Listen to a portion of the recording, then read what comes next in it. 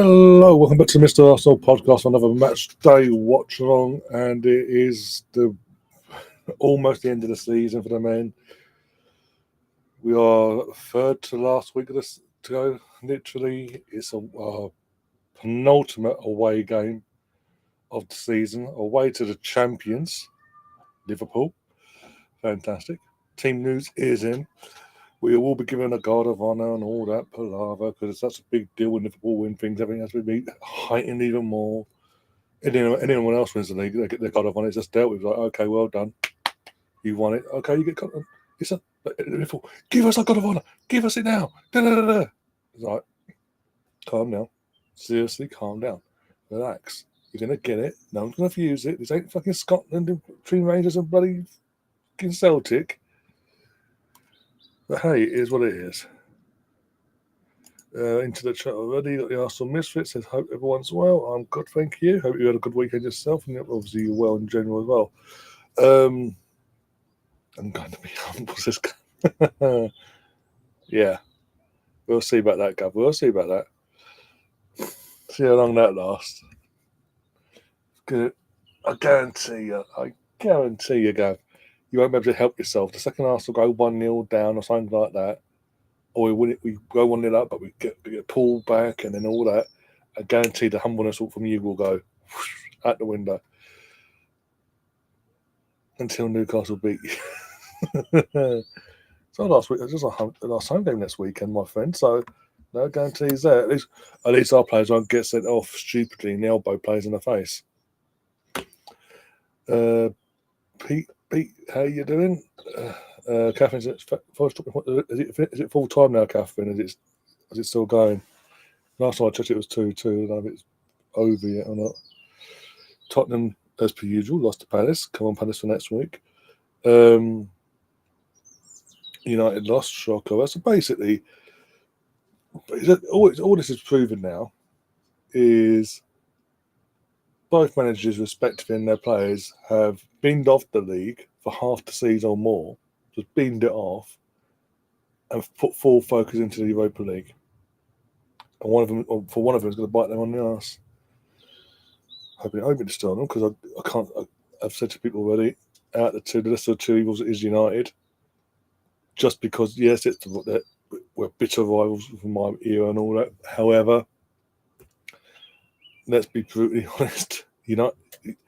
United winning things isn't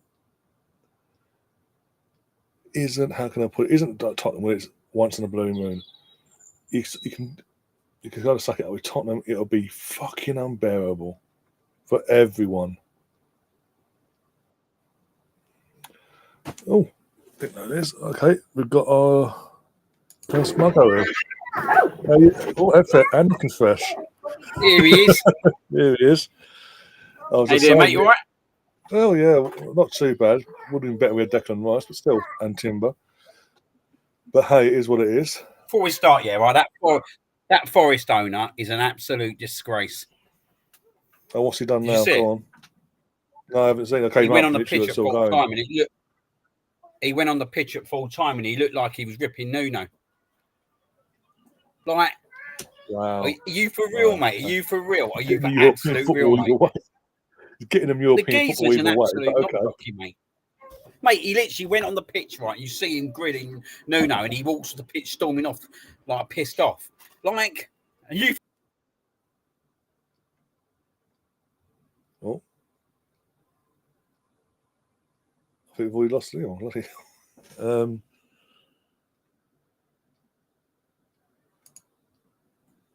Well, he's here, but he's frozen on my end.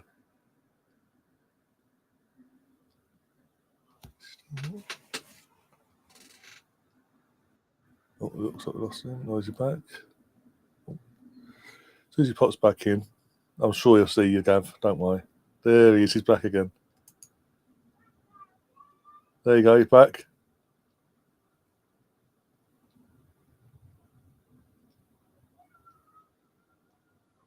That doesn't look good. Is it? Was it the internet suddenly? Oh dear. Is it clear HD as well, Catherine, as well? United are having a meltdown. United are having a meltdown.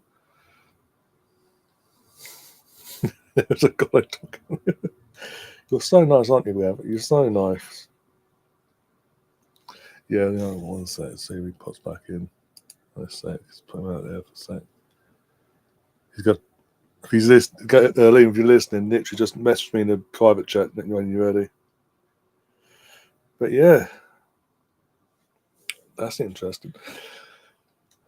Oh dear. So yeah, let's talk Chelsea. Fuck Arsenal, Liverpool, Arsenal. Sorry, let's talk Chelsea. Yeah, shit. You're gonna throw it away. What is the league table as it stands with 2 games to go? Because it's a big game, by the way. Even before he's dropping points, that makes the last game potentially between Forest and Chelsea at City Ground fucking huge. Because whatever way you want to look at it in terms of them dropping points, yeah, but it's still gaining a point on Chelsea today. Yeah, and there's a bang on the alignment. Hello, mate. Oh, I don't know what's gone on there, but yeah, that's a saying. Right? Yeah, so he comes on the pitch, mate, and it looks like he's absolutely ripping Nuno, and then he storms off.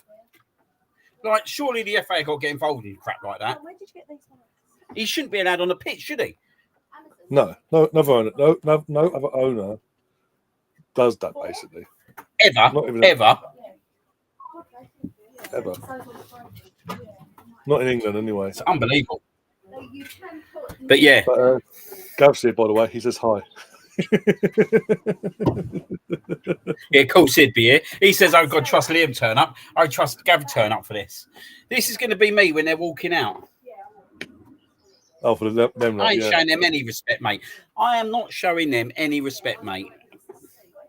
You've seen the meltdowns they've had over fucking us signing a player that they wanted. Bloody hell. Absolute joke. But also Chelsea did lose today, so I'm surprised he is in one sense because his team did lose. It's not going to be a good day. It's not going to be a good day, mate. No, it's not going to be a good day. We've got Moreno in midfield, fucking Leo. That's a false 9. Yay. Well, that's the problem, innit, mate? Like, I'm going to be totally honest. I can't be dealing with watching Trossard and Martinelli play in them roles much longer. Honestly, it brings you 0 trophies. Yeah, say the least. Oh, it is so bloody hot now. Stefan says, "Stay humble." Who says? Stefan, a local Ipswich fan. I'm never staying humble, mate. I'm never staying humble. Mate, let me put it this way, yeah, right? I've lived in a era where I've watched us go and win on their fucking turf, mate. It don't get better than that, and they know it as well. So they can paint this pretty picture, yeah, right? I've watched us beat them in the 91st minute, right, to win the title. Absolute brilliant. Also before you came in the first time, man, I was just saying, like, I've never seen such fuss made by a fan base over a God of Honour in terms of Liverpool point of view. It's been, even before it was the confirmed champions, you're giving us a God of Honour. It's like, okay. And would you want a medal for that? And even when they've won it, it's like, you better give it to us. Like, what is this need for gratification that Leicester won the league? They got their God of Honours and all that. Yeah. But the fan base and the clubs don't make the fuss about it. Liverpool win it. It's like, we've got to make a big deal out of it. We've got to make a big deal. We've got to verbally put it out there. We want this God of Honour. You're going to give it to us, or else. It's like, calm down. I tell you what. Can I hand out an end of season award already to someone? Knock yourself out. To Gavin. Cool, you're good with your maths, mate. You're good with your maths. I got another one for you, Gav. If Forest win their last 2 games, yeah, right? Chelsea ain't getting Champions League football. Yeah, because that's what I was you worry about your club, mate, and we're worried about ours. Yeah, I was just saying to Gav as well in the chat. Yeah. Forest dropped points today, but even whatever you want to look at it, they've still gained a point on Chelsea because Chelsea lost today. So, who's the bigger winner out of the 2? It makes that last game of the season. It makes it fucking huge at the City ground. When it takes all potentially.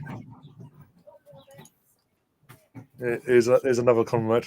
I'm surprised you put yourself through this, mate. This is what we do. The three amigos.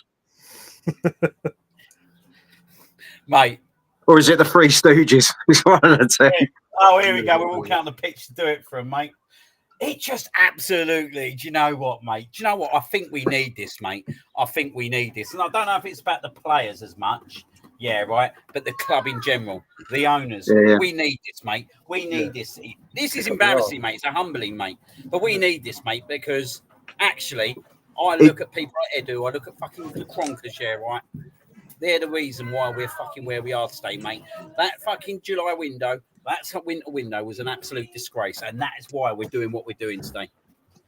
Yeah, well, you can sit there and go on about Arteta as much as you like. Tell me another manager with that squad would have gone and won the league this year.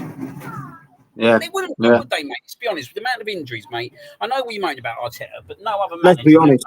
And here you go. There's me to him. Fuck him. We're still, we're still second.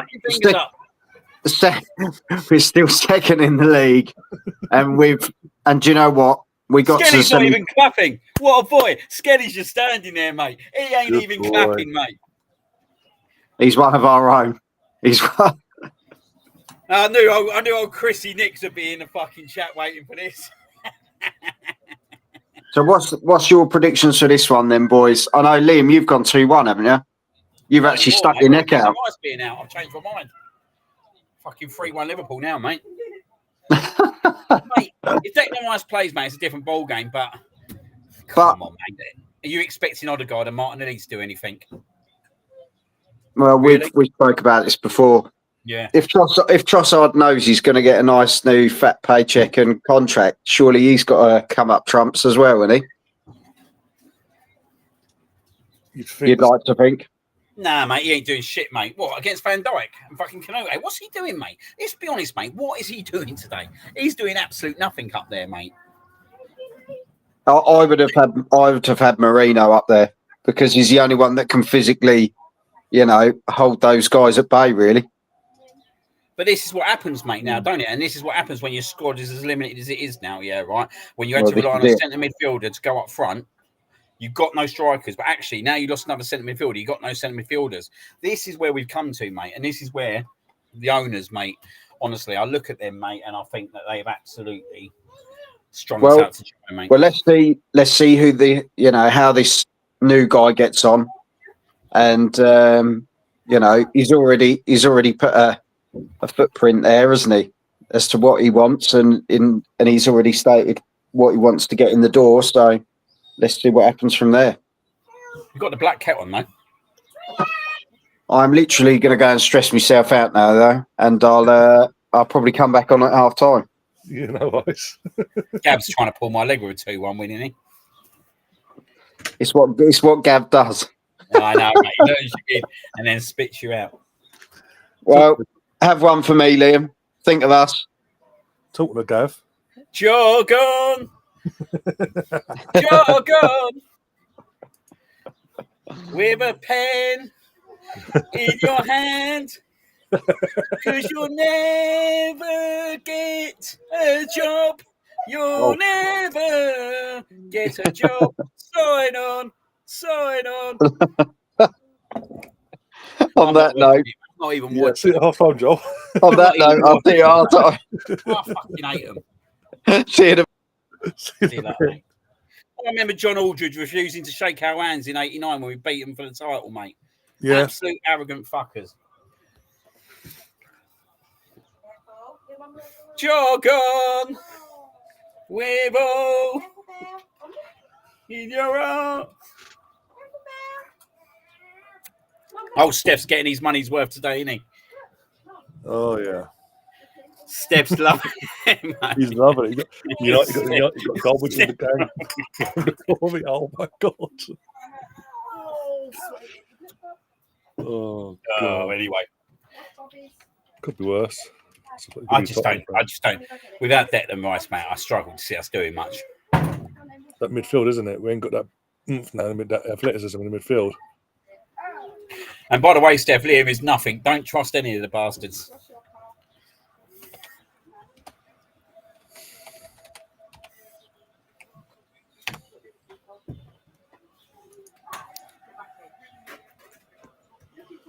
Oh dear. Huh? Am I doing all that, mate? I don't. Yeah, well, yeah, do it all in it. I don't do all the sausages though.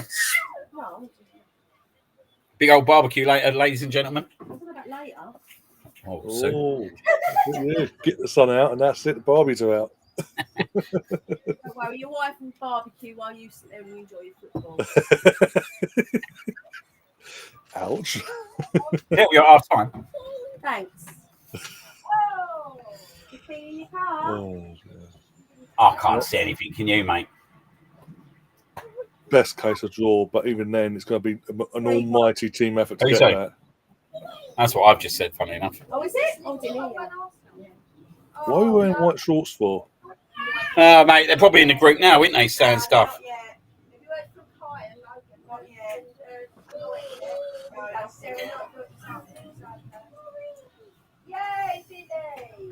Okay, I need to ask a question. Why are you wearing white shorts and white socks? Since when is black classed with red? I'll tell you why, mate, because someone's fucked up again, isn't they? It's what we do best as a club, mate. The kitman's fucked up, isn't he? Someone's fucked up, mate. Girls last year, yeah, fucking with the socks. Someone's fucked up here, yeah, right, for us to be dressed up in that. It's what we do, though, and it's like a typho. We put out the most shittiest typho.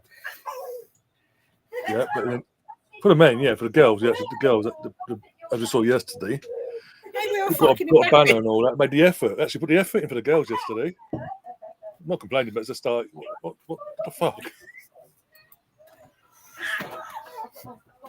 I'll tell you the biggest miracle this season was seeing you in an Arsenal shirt, mate. Yeah. Never thought I'd see that. I never thought I'd see that, Gav. That was a miracle, mate. No, because even the shorts have got on the side of the shorts have got the patterning, haven't they? So, but I've never seen them before. Mate, imagine Marino goes off now. Oh, that'd be fucking. That'd just be our life. I don't know. We've got the pattern. Mate, it could be worse, couldn't it? Also, Timber was we were told by Trossard on Sky. Timber's not available. He's on the bench, but okay. So Neto, Tierney, Timber, Zinchenko, Sterling, Caffioli. We've got no one to come in that midfield, basically, barring Zinchenko. And even then, that's a push. Mate, it is what it is now. When we've just got to get through now till the end of the season. It has been like it all season, mate. Ever since, yeah, right, that first sending off happened, Declan Rice, it's just gone downhill. Yeah, Brighton at home, yeah. Yeah, I've never seen these shorts. Again, they're clearly shorts for the kit in terms of alternative ones. Is he offside there? Oh, you're ahead of me, so I don't know. Let's have a look. Mate, if he isn't, mate, he's missed a sitter. Oh, mate, he's got to score that. He's well onside, mate. All he's got to do is pull the ball square. Let me guess. Oh, Trossard. for fuck's sake, Saka, man. Oh, it's Saka. Oh, that's what it is. Trossard. Mate, he's got to do better than that. He panics. Yeah, okay. Mate, he's so onside as well. Yeah. Yep. And then literally, the thing is, he could have taken it down and fucking he passed it across him basically to someone else. As long as they're in line of him or behind the ball. And this is what happens, isn't it, mate? Come on, Martinelli. Trossard.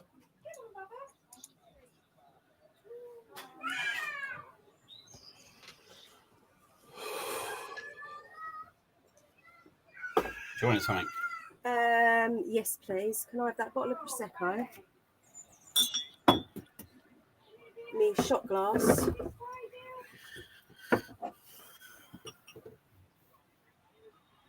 Oh, yeah.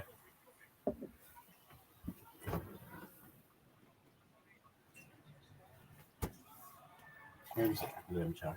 No, I don't want the limoncello. Can I have the apple spritz, please? Yes.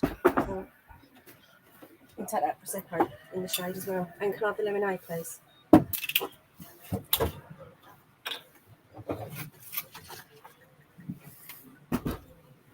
Oh, Sleeper, wake up, mate. what we do best, isn't it? We miss fucking sitters. No, literally, just watching trying to defend. He had it all under control. What is that? An apple spritz? But with lemonade rather than manky old soda water. I can't stand soda water. How we roll in this bar? Try that. Oh, I don't mind if I do. I'll even show the viewers. Look at that boy, bad boy. Do you want one? Nah, I'm white, man. I've got cider. Oh, okay. Might have one later, though. Yeah, cool.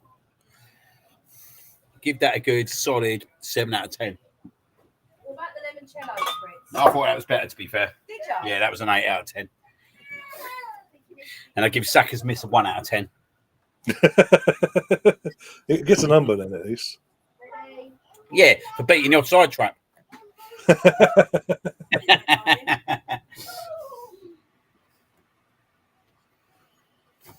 Rosie's in the chat as well. So Rosie's a very happy Glaswegian today. Won 4-0 against Aberdeen. Yeah? Ibox as well actually decided to turn up this week. 4-0. Yeah. Yeah. Oh, yeah. He's Billy, Bobby. Look at Mummy, Bob. Oh, dear. It's about time Rangers done something, wasn't it? No, to fight for, so why not turn up when there's nothing to fight for? Oh! I bet you that's our only fucking chance we could have today. Cold, Bob. Yeah, is it getting cold now, darling? What surprised me? It will not surprise me whatsoever. Yeah, can you put your clothes back on now?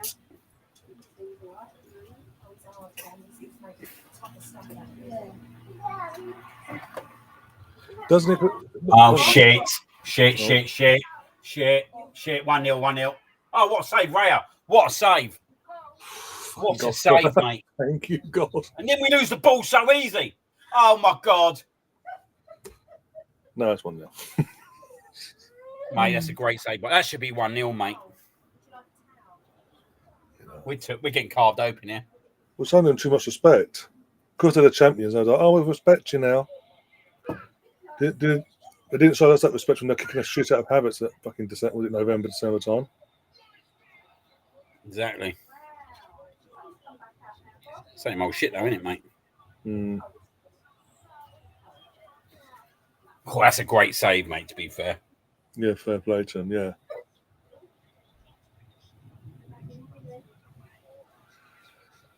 Oh, dear.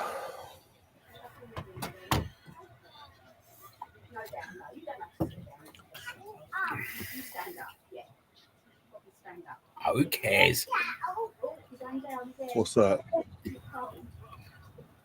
Rangers ladies beating Celtic ladies. Actually, I do care as it goes. I care a lot. I do care. I actually do care. Oh, dear. Any day there's a good day for Rosie is a bad day for me. Oh, dear. Did you and Gay kiss and make up in the end, by the way? Who? Did you and Gay kiss and make up yesterday? After your little spat. Well, mate, I don't know, mate. All I said was the goalkeeper's crap, and he's getting all political about it. I was right what I was saying. Yeah. That's why I was like, yeah, well, technically, what Dean was saying is true. He came at me and was like, She's shit. I didn't give a reason why she was shit. All I said was she was shit. He made an assumption. And you know the word, you know the quote about assuming, it makes an arse out of you and me.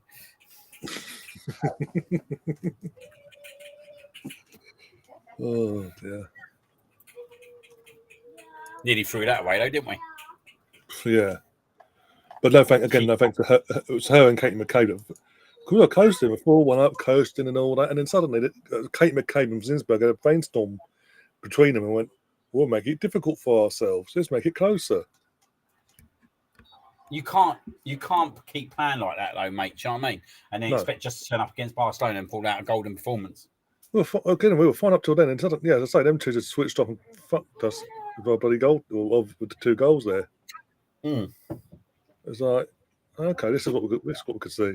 But yeah, like you say, we can't keep doing it. Can't keep switching off, even in games in general, in moments, and expect to get away with against one of the best teams in the women's game. Yeah, no, exactly. All right, well, we conceded now. 12 goals in 3 games. Yep. And who's been in goal? That's all I'm saying. I'm sorry. Most of them goals that we conceded in them 3 games, if there's any other goalkeeper in goal, most of them would have been saved. Yeah.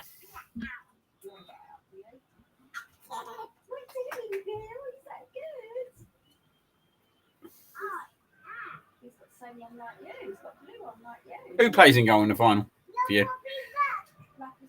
Definitely. What? Do you think she actually does? Hope. Oh, that's the hope. That's what I've been.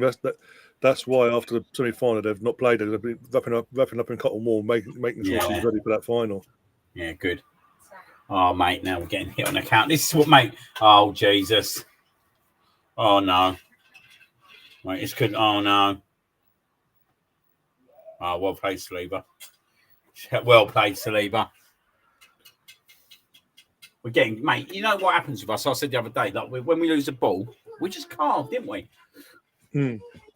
Oh, that shit Trossard. I don't understand why we're giving this geezer a 4-year contract. Maybe hold his values and can get rid of him in January, maybe. Would hope of getting rid of Martinelli first. I don't know. You'd like to think so, wouldn't you? You'd like to think that's the only reason. Yeah. Because Saudi, you don't Saudi Arabia on a 4-year contract or sit on the bench, do you? No. Because if Saudi are still interested, they will come back for him one way or the other. We just got to make sure we either hold the value or up the value somehow.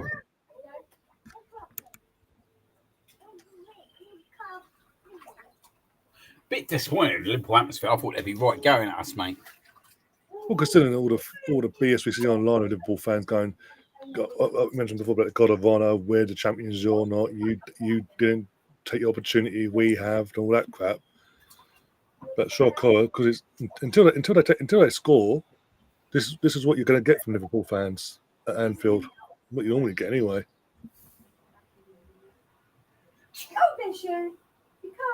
That's what the Anfield. For me, the Anfield atmosphere is a myth. Oh, it's always a myth, mate. You got Jamie Carragher going on Sky on Monday night last week going, "Stop telling us how to feel about Trent." Says the person that tells fan bases on a weekly basis how to feel about their clubs. Oh, we just lost the ball. Is it Martinelli? Mate, sell him, mate. Sell this geezer. This geezer needs to be sold, mate, honestly. In terms of our aggression in the league, there's aggression, and then there's regression from him for the last 2 years now. He's not going. He hit that high 2 years ago, and then since then he just. But he showed up against Palace another week, and he's never been forgiven. Not. So how did Spurs go on today? They lost 2-0, I think it was 2 or 3. Real Madrid losing, are they? Real Madrid were winning 2-0 at one point as well. Oh. No, he's still there, Ancelotti, isn't he? I believe so. I've not heard that he's. I haven't seen anything online saying he's actually left. Have a look. Go on. Oh my God, mate! They're a disaster. Why, mate? What you hate you see this, mate? What is wrong with his team, mate? What is wrong with them? Tapping out. Just doing bare minimum to get through the motions, go through the motions, basically. Mate, just watch what we do, mate. What forbidden Man City won yesterday? That's all I'm saying. I can't watch certain players anymore, mate. I'm sorry. Seriously. Oh, come on, a pair of them. I can't watch them, mate. Honestly, they're an absolute fucking joke, mate. I'm being calm because you've got kids in the background, so I'm not going to go effing behind them yet. Mate, honestly, it is fucking awful to watch, man. Scores, here we go. Oh, Leverkusen, by the way, Xabi Alonso's last home game before he leaves. Lost 4-2.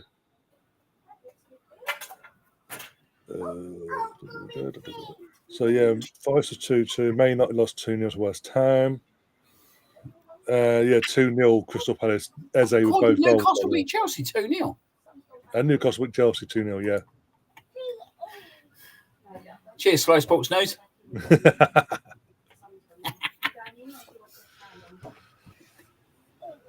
think he was getting a haircut, wasn't he? That was all going down. Yeah, I was getting my haircut watching the football, mate. Fucking brilliant.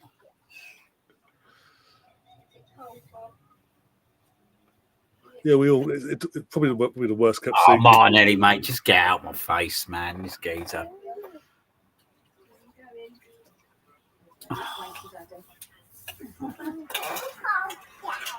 Oh shit, they're on the attack now.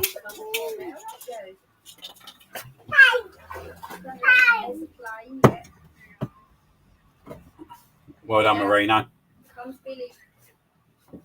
You know what, Bill? Oh, for God's sake. Oh, my days. Fancy heading the ball across the goal and no attacker there. I'm not sure what you asked now.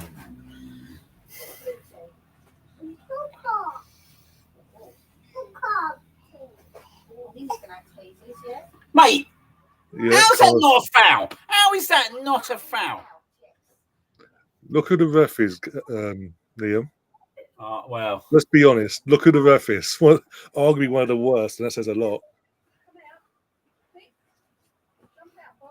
The guy gets chased. Was it 2 years ago? Got chased down through an airport with his family by fucking Italian and Spanish fans, respectively. And since then, he's got even worse. Yeah. mate, honestly, like,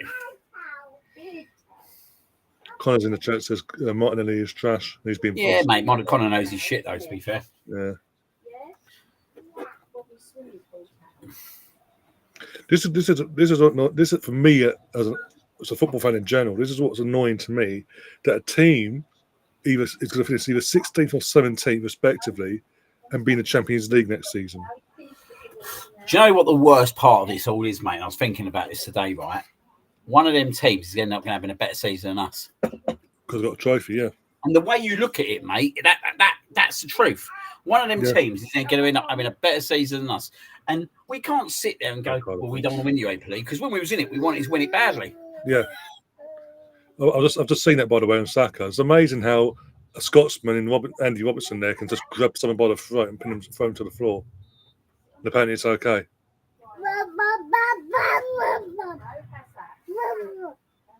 You saying they're rubbish? So piss off.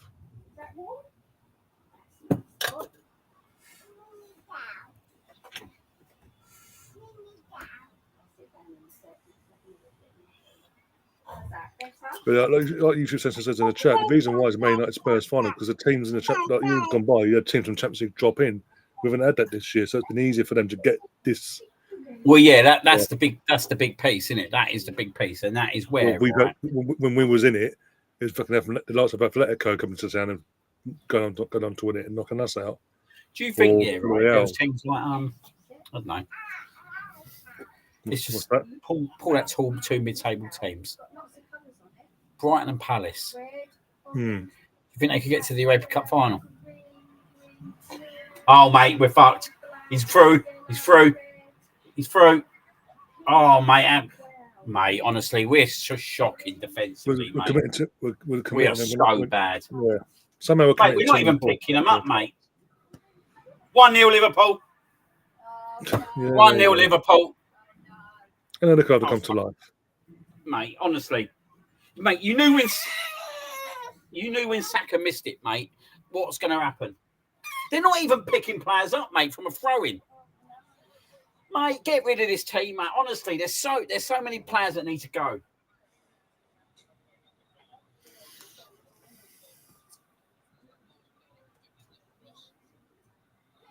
Fuck, who's going to be marking him? Seriously, come on. Ball watching, defending. I'm sick of it. There's no one, mate. It's an easy throw-in. Mate, it's Yeah, that's my point. inexcusable, mate. That goal is inexcusable in every All what's level. defending pisses me off. Yes, the title was gone months ago, but come on, get out of your system, for God's sake.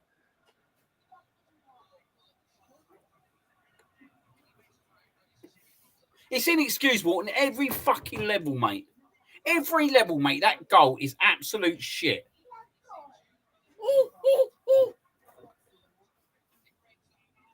You knew, mate. Once we missed that chance, mate, it's the same old shit, mate, like it was in Paris Saint-Germain, mate. I'm watching this, and Sleeper's looking across. He's got to catch that by the corner of his eyes, surely. It's 2-0. It's 2-0, mate. Oh, mate, no, I can't fucking watch this shit, mate. I really can't.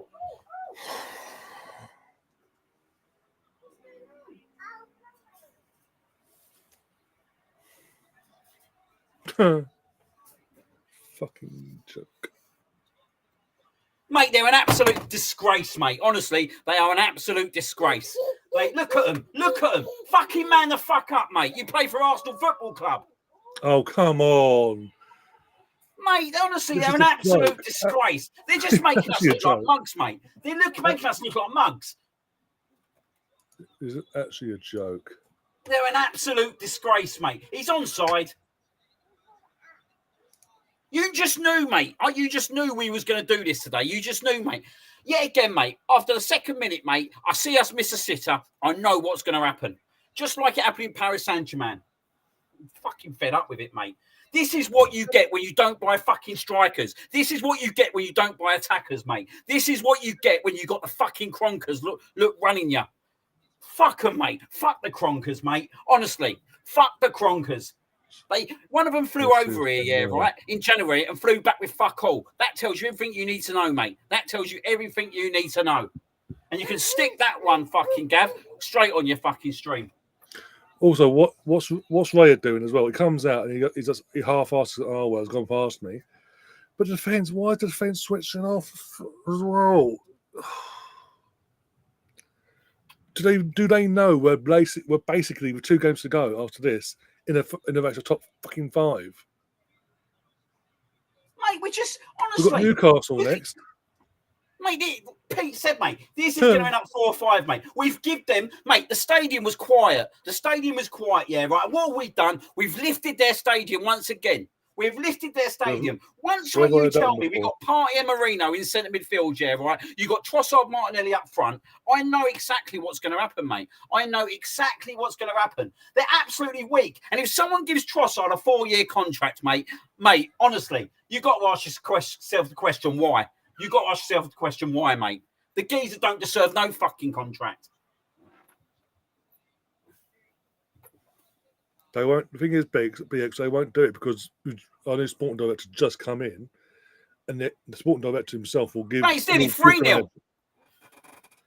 The sporting director will actually give him X amount of time, and in that time frame, if he's not seeing an improvement, he'll sack him. But he won't do it straight away because he's not had enough time to work with him yet. Plus the Conkers are good. Conkers will be. Well, he's had a season of this and that and the other. We fucking should have backed him in the fucking first place. Back in the summer, back in January. When Aston Villa came to you and went, here's Ollie Watkins, here's the price, do you want him? Fucking snap it and run. You see what he did yesterday? He's a goal scorer. Even if it's just got us till the end of the season. You just take it and you snap with his hand off. Are you kidding me? Sure, why not?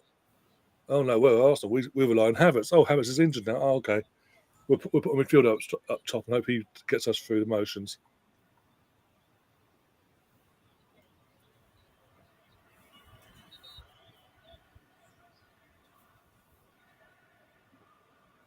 I don't like this switching off mentality. Oh, the title's gone months ago, so we know mate, what. But you know what, mate? Focus on the fucking Champions League.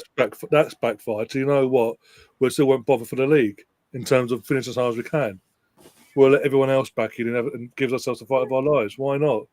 Yeah, but you know what, mate? This is a mentality, yeah, right, that we have stemmed for 2 or 3 seasons, mate. We have stemmed it in every cup competition we've gone in. So when the FA Cup turns up, that mentality stinks in that in the FA Cup, yeah, right? Do Do you know what I mean? It's to the point, right? It seems like we're too good to be even participating in it. Right, and you look at our fans, yeah, right, sitting there going, "Oh, well, I don't care about the league now. I don't care about the league now." Do you know what I mean, mate? What self entitlement have you got?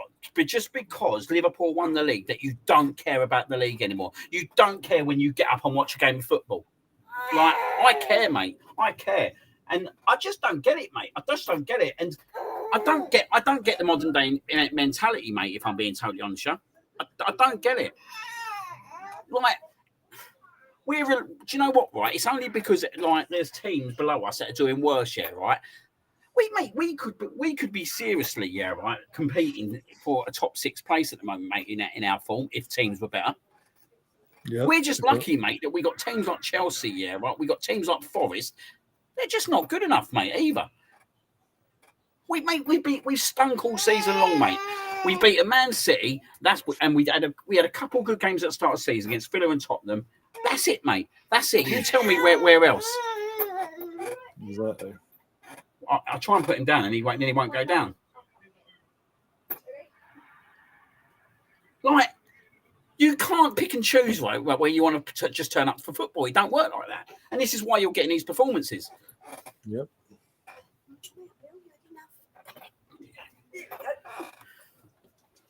Since we lost Gabriel, Saliba's just fallen for cliff. Mate, it's like he needs that mouth from Gabriel to keep him switched on. It's not. I don't even think it's. Mate, I'm going to be totally honest with you, right? I don't even think. Right? Yes, don't get me wrong. You're right, but look at that midfield, mate. They just run for it. Every time we lose the ball, mate. Teams just run through our midfield. We see Paris Saint-Germain do it. We see every team do it, mate. Do you know what I mean? We see Crystal Palace do it the other week. We've seen them do it today, mate. We are an absolute shambles, mate. Honestly, this last month and a half, apart from the Real Madrid game, they thought they hit the big time. They thought they hit the big time when they beat Real Madrid. And they could pick and choose what games they're going to turn up. I'm sorry, it don't work like that, mate. It certainly don't work like that when you've got a limited squad. No. And look, you got these players like Martinelli and fucking mate. I just can't, honestly.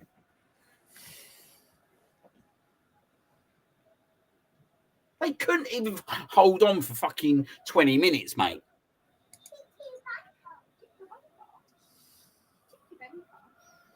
They've literally lifted the stadium again.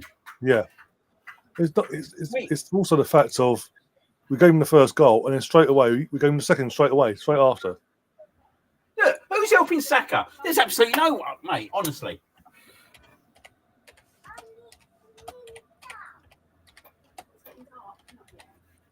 Mate, I don't even see us beating Newcastle next week. No. I'm sorry, I don't see it, mate. I don't see it. I don't think they've got the character to do it. I don't think they got the character to do it, mate. They didn't have the character even to compete with them in the Carabao Cup semi-final. And that was with a cup final on the line.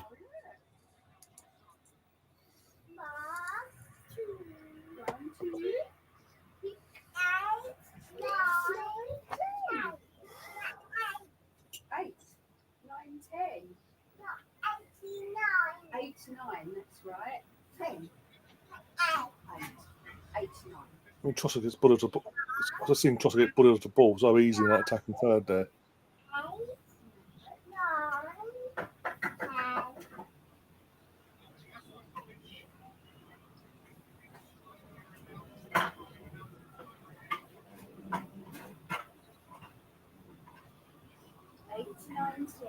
Gav says they turned up in Madrid because they wanted him to wear Arsenal top the bricks.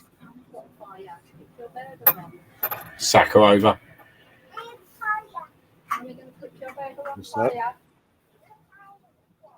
Yeah, that's the only reason why he turned up, Gav, mate. Oh, yeah, that one's fire as well,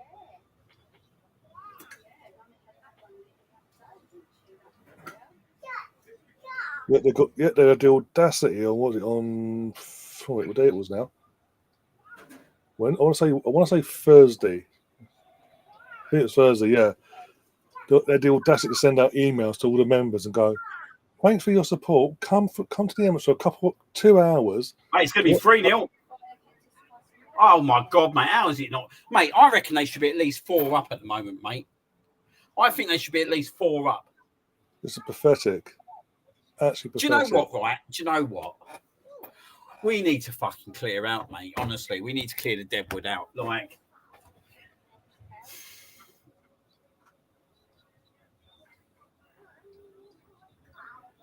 he's on side again. He's on side. Sleeper's playing him on. Do you know what else I think? I think we might have to end this. It's harsh to say it. Skelly's a centre midfielder. Well, he basically, in terms of, I know he's playing left back, but he's technically playing midfield anyway because it's inverted. I feel sorry for him, mate, but he's been expected too much of him, mate. Let's be honest, he's been expected way too much of him, mate, for a player that up till October weren't even hardly getting like any play time. Like, he's going to be an absolute great player, don't get me wrong, but he's being strung out to dry now. He's being strung out to dry out there, mate. Yeah. And do you know what I mean?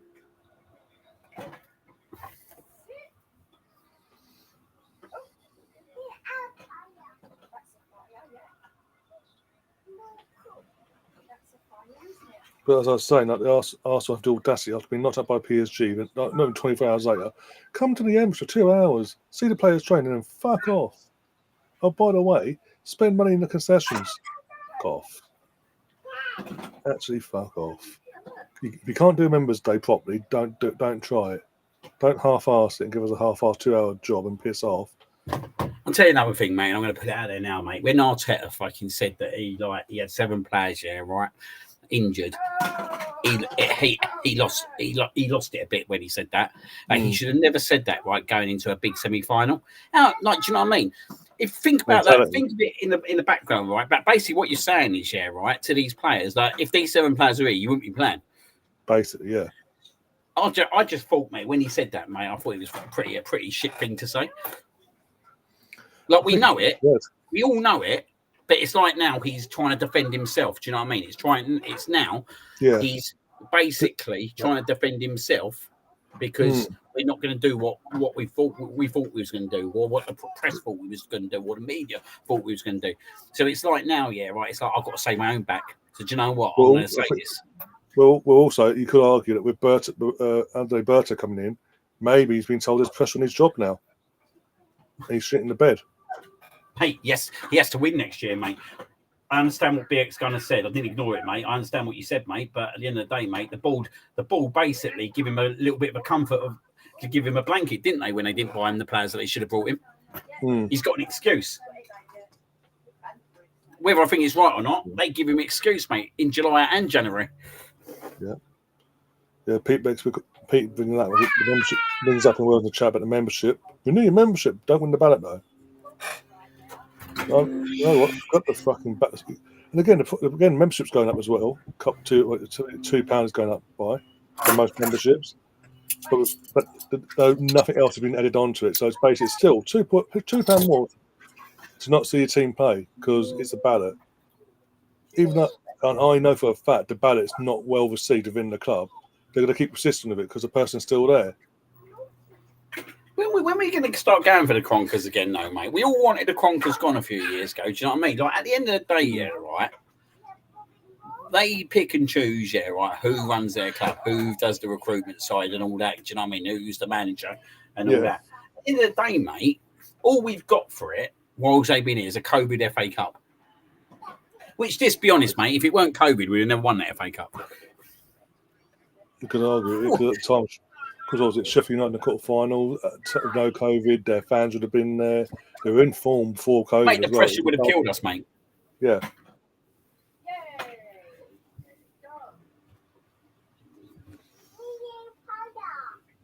It's 4-3 now, between Madrid and Barca. How long's left in that stuff then? Oh, by the way, our striker, Moreno's been booked. Well, not even striker, he's on midfielder today. Sorry.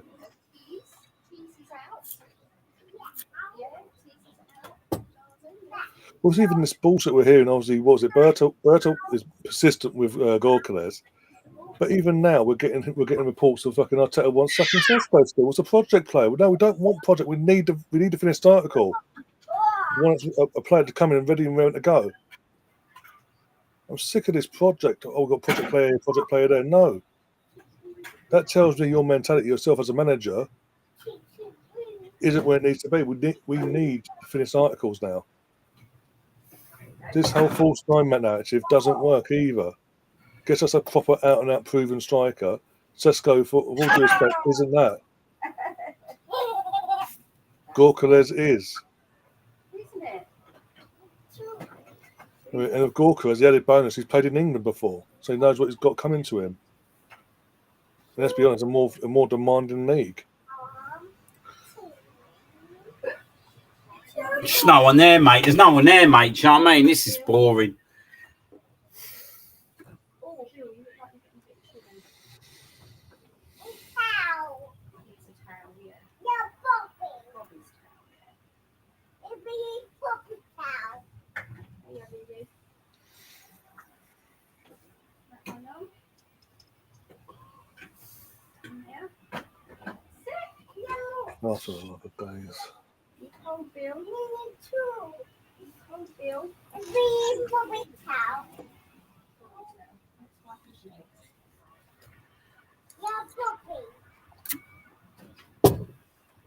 Wipe his legs. Russ, we need to have a word with Russ, I think. Go in, Bill. What? We need to have a word with Russ. That's all I'm saying. Well, what's happened? Go to the Arsenal, the Mr. Arsenal group chat. Guess where Russ was today? For fuck's sake. Oh my days.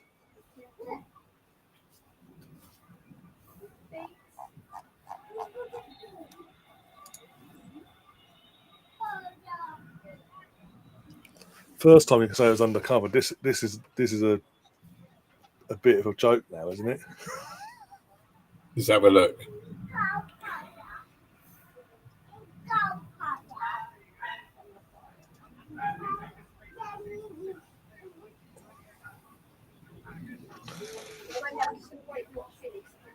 He dropped the what's it?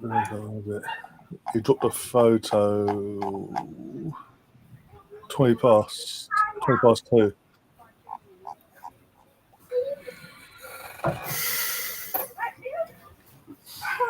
Oh, BX has left the chat. Has he? When was that? I didn't know it was that. Just now.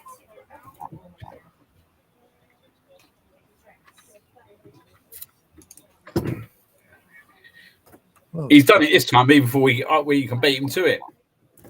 Right, Bobs. yeah, he has, I think, as well. Why? Why is it done? Huh? Why is it done? It's getting chilly. And I've got to try and cook half of it. To an hand. Huh? To an hand. I'm a woman. I'm quite capable, thank you.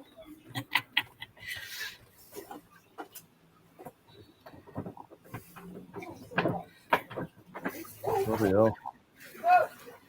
Chat. I'll have a chat with him later. That's fine. The only problem with that is Oh dear. we're going to take them long. If you're going to get them dressed, so they're going to get wet.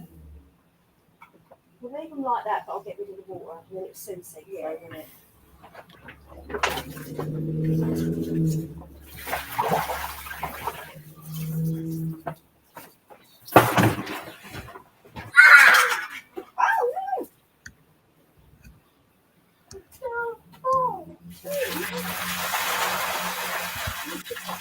Flood the place. And that one, yeah. The pub's out of that one anyway. There's a pub on this one. Oh, right. Oh, I don't know what to say. It's just so boring. Oh, days.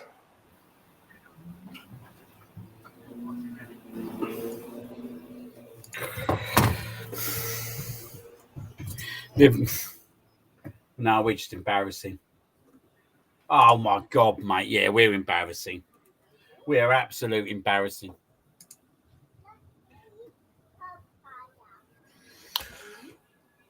Do you know another thing, mate? I don't think Mick, I think Mourinho's best position is up front for us.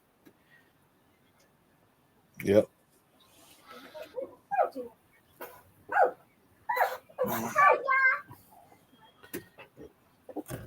BX in the chat says, for me, this season is exposed to and showing he's clearly only going to fuck something up.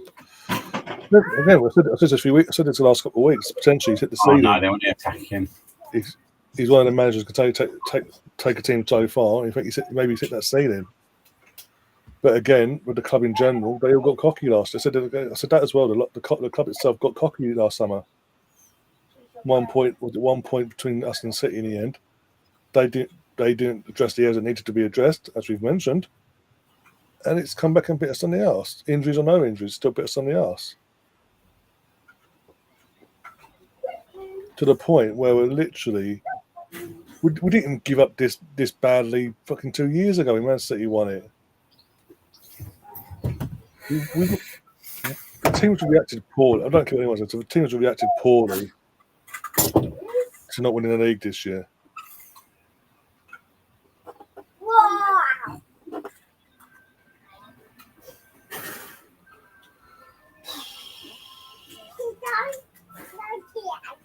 Not too done yet. No, in it.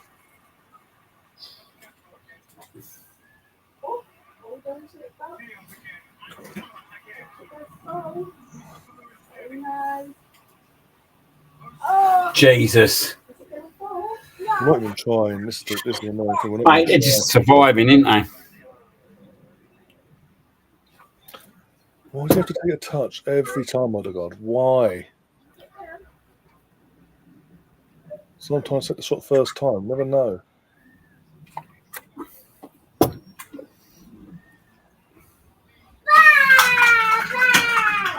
no. Oh, where's it all gone? You must be under the chairs now. Days. Ring. No, I wouldn't go in there now. So we get a bit closer in, aren't they? It's up to you. If you want to go in, the water's coming out a bit. Skelly's booked. Get him off now. Oh, there. Get him off at half time. He's getting absolutely schooled, mate, out there. He shouldn't be expected to play out there, mate. No. They're expecting way too much of an 18-year-old for him to invert and everything and be able to do this kind of job, mate. It's not right, Brian. No. Especially you've got left backs on the bench that actually are left backs. It's just so funny.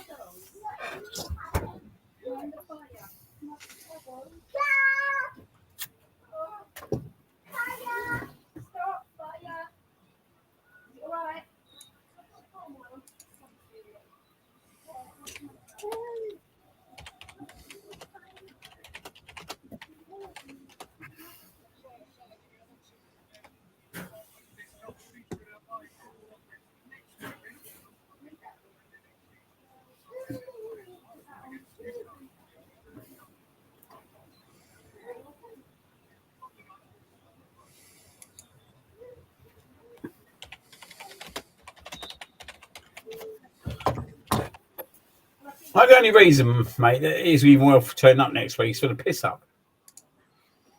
Yeah. Here he is, old scatty boy. Well, mate, you want to worry about your own team first, pal. It's a bad day for us all, pal.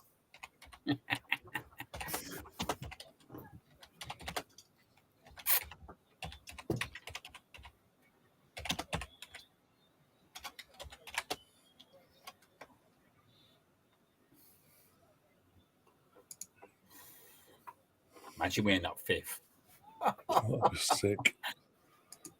I'll literally be sick as a barrel. We're lucky, mate, that fucking Forest and Chelsea are playing each other. Maybe, yeah, right. Maybe this is not a bad thing. It just exposes it even more. Maybe, yeah.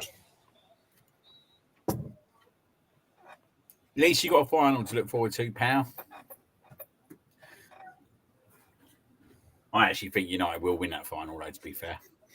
They should do. They've got the as a club the experience, isn't they? Yeah. And the players themselves. players themselves have got that winning taste, haven't they, over the last couple of years? So yeah, I think it's a tough ask for Spurs. I do think it's a tough ask. Cheers, Steph, for that one. I'll sleep well knowing Inter Milan are winning.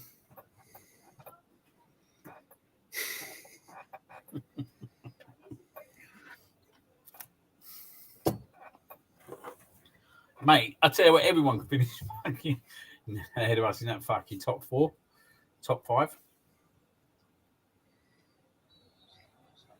based on how we're playing, yeah. Based on how we're playing recently, yeah. It's fucking disgraceful, mate.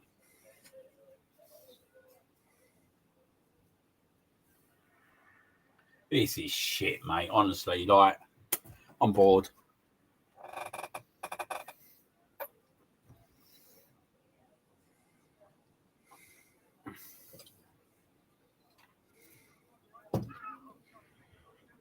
Yeah, they can if we don't fuck our ideas up.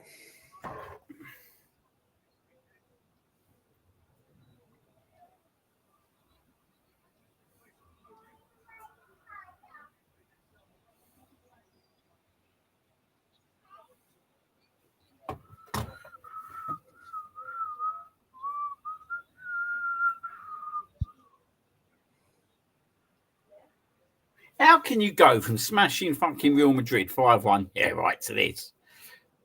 Only one club can do this. Only one club can do this.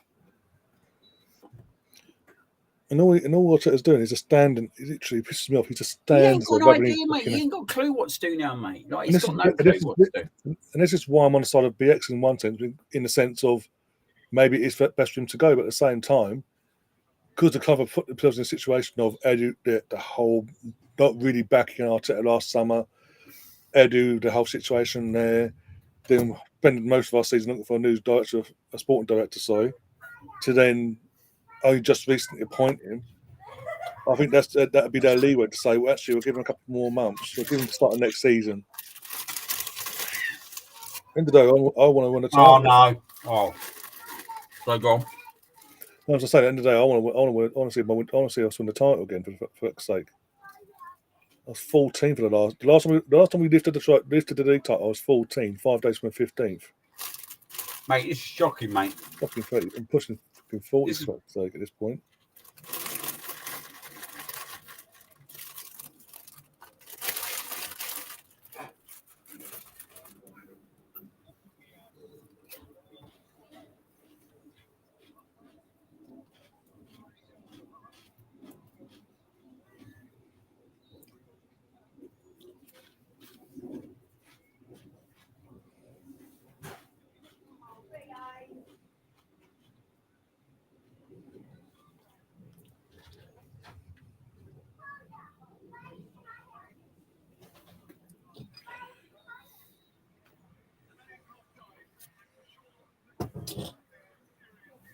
Well, we got what I thought, right? Martinelli, nothing. Trossard, nothing. Midfield, getting overrun. And them 2-0 up. It's bad when you realise Rice is out and then you just totally change your scoreline. And you got the scoreline wrong down up there, Ryan. You're not doing your job properly, mate. Oh, okay. What? We've got to reflect the truth, mate. Mate, it's not good enough, though, is it? This is not good enough, mate. It's not. As I say, as I've been saying, it's really pissing me off. That literally, it's the second we lost to West. Since we lost to West Ham a couple of months back, we just the whole over my dead body comments from Arteta about the title and all that. I'm sorry. Clearly, they had tapped out to put everything into the Champions League, trying to pick and choose when they turn up. That's backfired, and now they're just going. We'll somehow shit our way into the Champions League for next season, even if it means there's nothing in the sec. City, thank God Southampton turned up yesterday, because City could be literally on our asses now. Well, they're on our asses, but as in points wise, I mean, right on it. They've got Newcastle. There's a good table now. Fuck it. With Newcastle and all the other games getting out of the way as well. So what? There's a Newcastle third. Newcastle a point behind us. City are 2 points behind us. Chelsea are 4 points behind us with 2 games to go. Same with Villa. Forest are 5 points behind us with 2 games to go. And we've got Newcastle next. We lose to Newcastle next week, as it stands. We're then going to bloody St Mary's on the last day, trying to hold on to third. If we're fucking lucky at that point, depending on other results actually next weekend as well.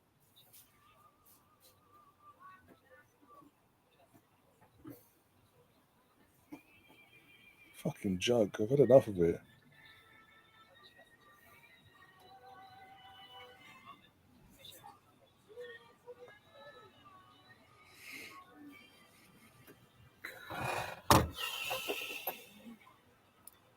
Maybe we shouldn't care so much.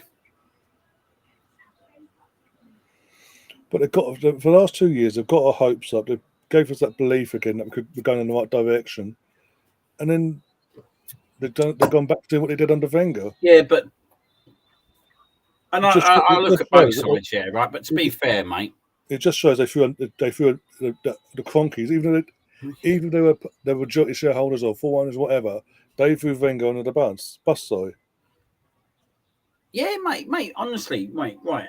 We all know it, yeah, right. Imagine if you're giving Arsene Wenger this kind of money, mate. Do you know what I mean? Well, saying that, then we did give him that kind of money, and they went and bought fucking Perez. Do you know what I mean? But that was because of the situation we got ourselves in, and we couldn't really attract them kind of players at that point. But the problem lies now, yeah, right. And let's be honest, that we had an incredible season last season in the Premier League, and it was just that Man City were that little bit better, and other teams continue to bend over to them as such, which they don't do this year. But the July window, mate, has absolutely killed us. Like, look at it on this level, right? We brought a left back in who's not playing left back. He's not even playing most of the time. Yeah. So he's been ineffective for us for the whole season. We brought Raheem Sterling in, who's done absolute nothing, and has played hardly any minutes. We brought Neto in, who played one Champions League game and was an absolute embarrassment and has never played again, yeah, right? Yep.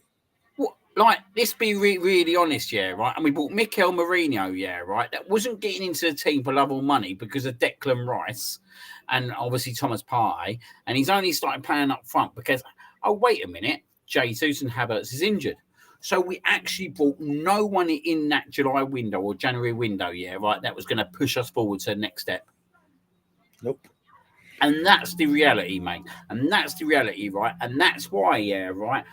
We were so lucky with injuries. We started getting injuries, and now we're fucked. Because we didn't buy the players to go to the next level. And you can all sit there and go on about fucking Leandro Trossard, Gabriel Martinez. They're not good enough. Like, anyone that's offering Leandro Trossard, do you think any other club in the whole of England is going to give Trossard a 4-year contract? Not even Brighton was. No one's going to, mate. Absolute no one's going to. The only reason that I can think in my head that's going to happen, like you said, is, yeah, right, is to ensure that we get some value out of him. But at the end of the day, mate, we have been absolutely embarrassing this year. All we've done, right, is turn up for 2 games of the first 3 games of the season, Aston Villa away and Spurs away, and we all thought we was going to do really well. Then we all did, do you know what I mean? And then we started getting red cards, and okay, the Declan Rice one's shit, but then, as I said, the Manchester City one, the Trossard one. Yeah. He knew, mate. He knew by the week before what happened, yeah, right? And he still decided to kick that ball away. Whatever way you look at it, mate, yeah, right, how many seconds it was after, he still decided to kick that ball away. And then he got sent off, do you know what I mean? And then we're on a downward spiral from them. We conceded in the 97th minute, 98th minute against them. Do you know what I mean? We then go to bloody Bournemouth and Saliba gets sent off. We then don't have Saliba for Liverpool at home. We end up with Ben White and Kivior at centre-back, with Liverpool at home, Skelly left-back, Partey right-back. It's been a disaster all season, mate. Ever since, yeah, right, that Brighton game at home, when Rice gets sent off, mate, it's been a disaster, and we've been chasing our tails. Yeah. And then we lose players left, right, and centre. And then we do nothing in the January window. Because you know why we do nothing in the January window? Because there was only players to get on loan at that point. There was 2 players we could have got on loan. Marcus Rashford or the other guy who's gone to Aston Villa as well. But you know what? Because we brought Neto and Sterling on loan in the last day of the window that we're not touching whatsoever, we screwed ourselves over. Yeah, So, I mean, as I said before, literally, Villa literally came to us knowing we needed a striker. They came to us with a striker, Ollie Watkins. They said that he's available, because of who we're bringing in. He's available, £60 million. What do you say? And we went with, oh, give me 40 instead. We tried bargaining with for fuck's sake. We were desperate.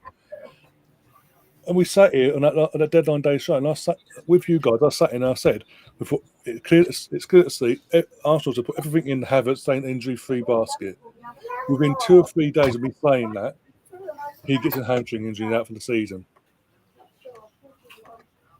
And then we stuck for the rest of the season. Then for the last 5 months or so, we've got to play a midfielder for the majority of the time as our striker. And the irony is, it fucking works. The irony is, the way they're playing up top actually works because of what he can do early and all that in this system. But the second we get an injury in midfield, Arteta goes, right, you're coming out of there. Trossard, you're going there. Moreno, you're going in midfield. Even though you don't, in this system, you don't work in the midfield. Fucking, he's a joke. He doesn't help himself. I'm sorry, he really doesn't. I do get why fans are frustrated. I really do get why they're frustrated with him as well. I do get it, mate. With the Cronkies, I've said it even. You got to look deeper as well. As I say, they run the club, the day-to-day run another club. They hire and fire. They pick who does what, this, that, and the other. They pay. It's their money as well in terms of what we're spending and all that. In terms of transfers, but day-to-day life. And it's like, well, back in Champions League now. What is it? I've saw the last couple of days. Just in Champions League, just in the Champions League campaign itself, Arsenal have made this season, £91 million. Over £91 million. Just so why are they going to get rid of Saka? They're not going to get rid of Arteta because he's made money makes. That's all what the Cronkies care about. That's just Champions League. That's not including what we get for the league, whether we finish in the league. The 100 million quid you're going to get for whether we finish X, Y, and Z. Joe. But this is the owners we've got, mate. Yeah, right. This is the owners we've got, and like Misfit saying, he's bang on, mate. When's Arteta done anything different? He doesn't, mate. He doesn't roll the dice. He doesn't change the formation like he should have done against Paris Saint-Germain. He doesn't bring anyone on that's going to affect the game. Look. The sad reality is, mate, he brought on 2 fucking fullbacks on Wednesday night. Yeah, right. Needing to score 2 goals. Let that sink in. He brought on 2 fucking fullbacks. Yeah, right. And this is the sad reality. Yeah, right? That his management hasn't been good enough at the moment, especially over the last month, 2 months. Do you know what I mean? Like, let's be honest, the reason we beat Real Madrid is because Declan Rice decided to come up with 2 absolute pearlers. Like, that is the reason why we beat Real Madrid. If he didn't score them 2 pearlers, mate, we'd have got knocked out over there. We'd have shit ourselves and got bottled out. But we had a 3-goal lead. And we had a comfortable fucking lead, you know what I mean, to kind of rest upon. And Real Madrid at the moment. They're just not at that. They're not good enough, and they're not at that level, and they ain't got the right formula to do it to us. But that Paris Saint-Germain home game and away game, he done nothing to change it. He done absolute zero to change that or make an impact. It was like he was just trying to stay in a tie in both games. Even up to the 90th minute in Paris Saint-Germain, it was like he was trying to stay in a tie. He didn't decide to go 3 at the back. He didn't decide to take a fullback off and bring one area on, do you know what I mean, who could kind of run at him and nothing. He didn't do nothing. He done absolutely nothing. He's inexperienced, still shows at times for us, I think, massively. It still shows for us. He's done a good job getting us to where he's got to. And the problem the board are giving him, yeah, right, is an excuse. They've given him an excuse because what have we done over the last year in terms of transfer window? He was back dreadfully in terms of transfer window. And don't tell me, right, Mikel Arteta wanted Raheem Sterling and Neto. on the transfer deadline day. Of course, he didn't want that, mate. No. He wanted a world-class left winger and a world-class striker. That's what he wants. Like, don't tell me that he wants Havertz up front, or don't tell me he wants Jesus up front, or don't tell me that he wants Mikel Merino up front. The board have given him a comfort blanket. But Yeah. this is the Kronkers, mate. All the Kronkers give a shit about is getting into the Champions League next year. That's all they care about. That's all they're worried about is getting in the Champions League. He's made them 90 million, like you said. He's going to make them another lot of money out of the Premier League. They don't care, mate. They don't care. But, and they're showing it. They're showing it. Yes, let's be honest, yeah, right? Let's be honest. I don't think there's any manager out there, mate, that could take this squad at this moment of time and do anything different with it. It is shit. It is absolute shit. I'm not disagreeing that he shouldn't, like, he's not at fault, because he is at fault. But the board are giving him a comfort blanket, and I don't care what anyone says, yeah, right? Anyone else who's managing that team, even Carlo Ancelotti, ain't getting much else out of this team. They're not getting much else out of this team, mate. Who's going to get much better out of Mikel Merino up top on his own? In this situation, I get what you're saying, yeah. They got to give him the players, yeah, right, next season. They got to get in nah, mate, this squad's crap, mate. This squad's crap. This squad at the moment's rubbish, mate. Go and look on the bench, what we've got on the bench, mate. This squad's rubbish at the moment. Also, BX, what Italian? There's quite a few Italians out there, let's be honest. Ancelotti ain't doing nothing different with his squad at the moment. Ancelotti, no. Ancelotti ain't doing it because he ain't on the pitch, mate, to take another free kick. He's never on the pitch when we get another free kick. No. Or if we do get a free kick, it's an indirect one where it crosses in and bloody other guards all over it still for some reason. When's anyone going to wake up and smell the coffee and wonder why Edu's not here at the moment? Exactly that. They have to give him the tools. If he fucks up next year, he has to go. Yeah. He has to go. If somehow he didn't get in the top 5 now after this, he would have to go as well, right, to be fair. Oh, yeah, literally. Before parting it. 100%. Yeah. And I still think it kind of stems in terms of how do we play against Newcastle and Southampton, if I'm being totally honest with you, mate. Yeah, you ain't galvanising a team, mate, with Trossard and fucking Martinelli up top. I'm sorry. Not with the current squad as it is, BX. I'm with him. So in terms of squad, if it was a fully fit squad, it'd be different. It'd be a different conversation, obviously. But we haven't got a fully fit squad. Mate, you're not. Mate, I get you frustrated. I get you paid off, and I get that he's not doing what he should do in a lot of times, especially in key moments. I totally get that.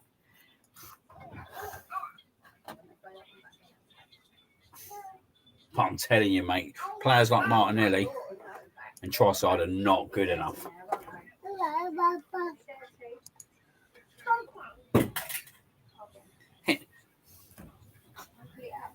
Give Inzaghi a world-class striker like he's got one, and yeah, potentially. Yeah. Look at the job Inzaghi's done at Inter for the last few years. He's got onto 2 Champions League finals as well. For crying out now. So if he can get a tune out of fucking Knights and Martinez and Thuram, give him a striker here at Arsenal, yeah, I get. But we're talking now. We're now saying we're a fully fit squad and the players in the right positions in terms of a striker and this, that, and the other. Other managers would, like Inzaghi, but with the current squad as it is, unlikely. I don't think you could be able to get it on there. Mate, I agree. His use of players is pathetic. But you ain't going to get much better out of this squad at the moment. You're not going to get much better out of this squad. You're right. He hasn't rotated the players. I've been the first to say that. He should have rested the likes of Gabriel Saka. This is not just this year. This is the last 2-3 years. Reece Nelson should have been given opportunities in certain games and get rested Saka. Lon's away is a prime example. Why the hell was we even playing Saka in that game? And then he goes off injured. Totally agree, mate. He has to take ownership.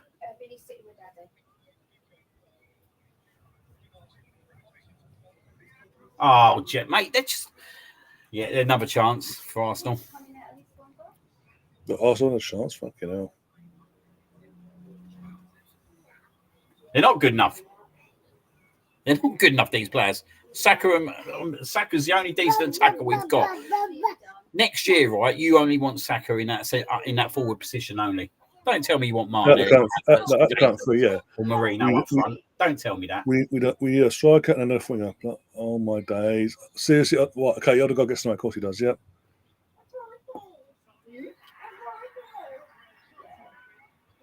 He scored, mate. Martinelli. Fuck you, hell.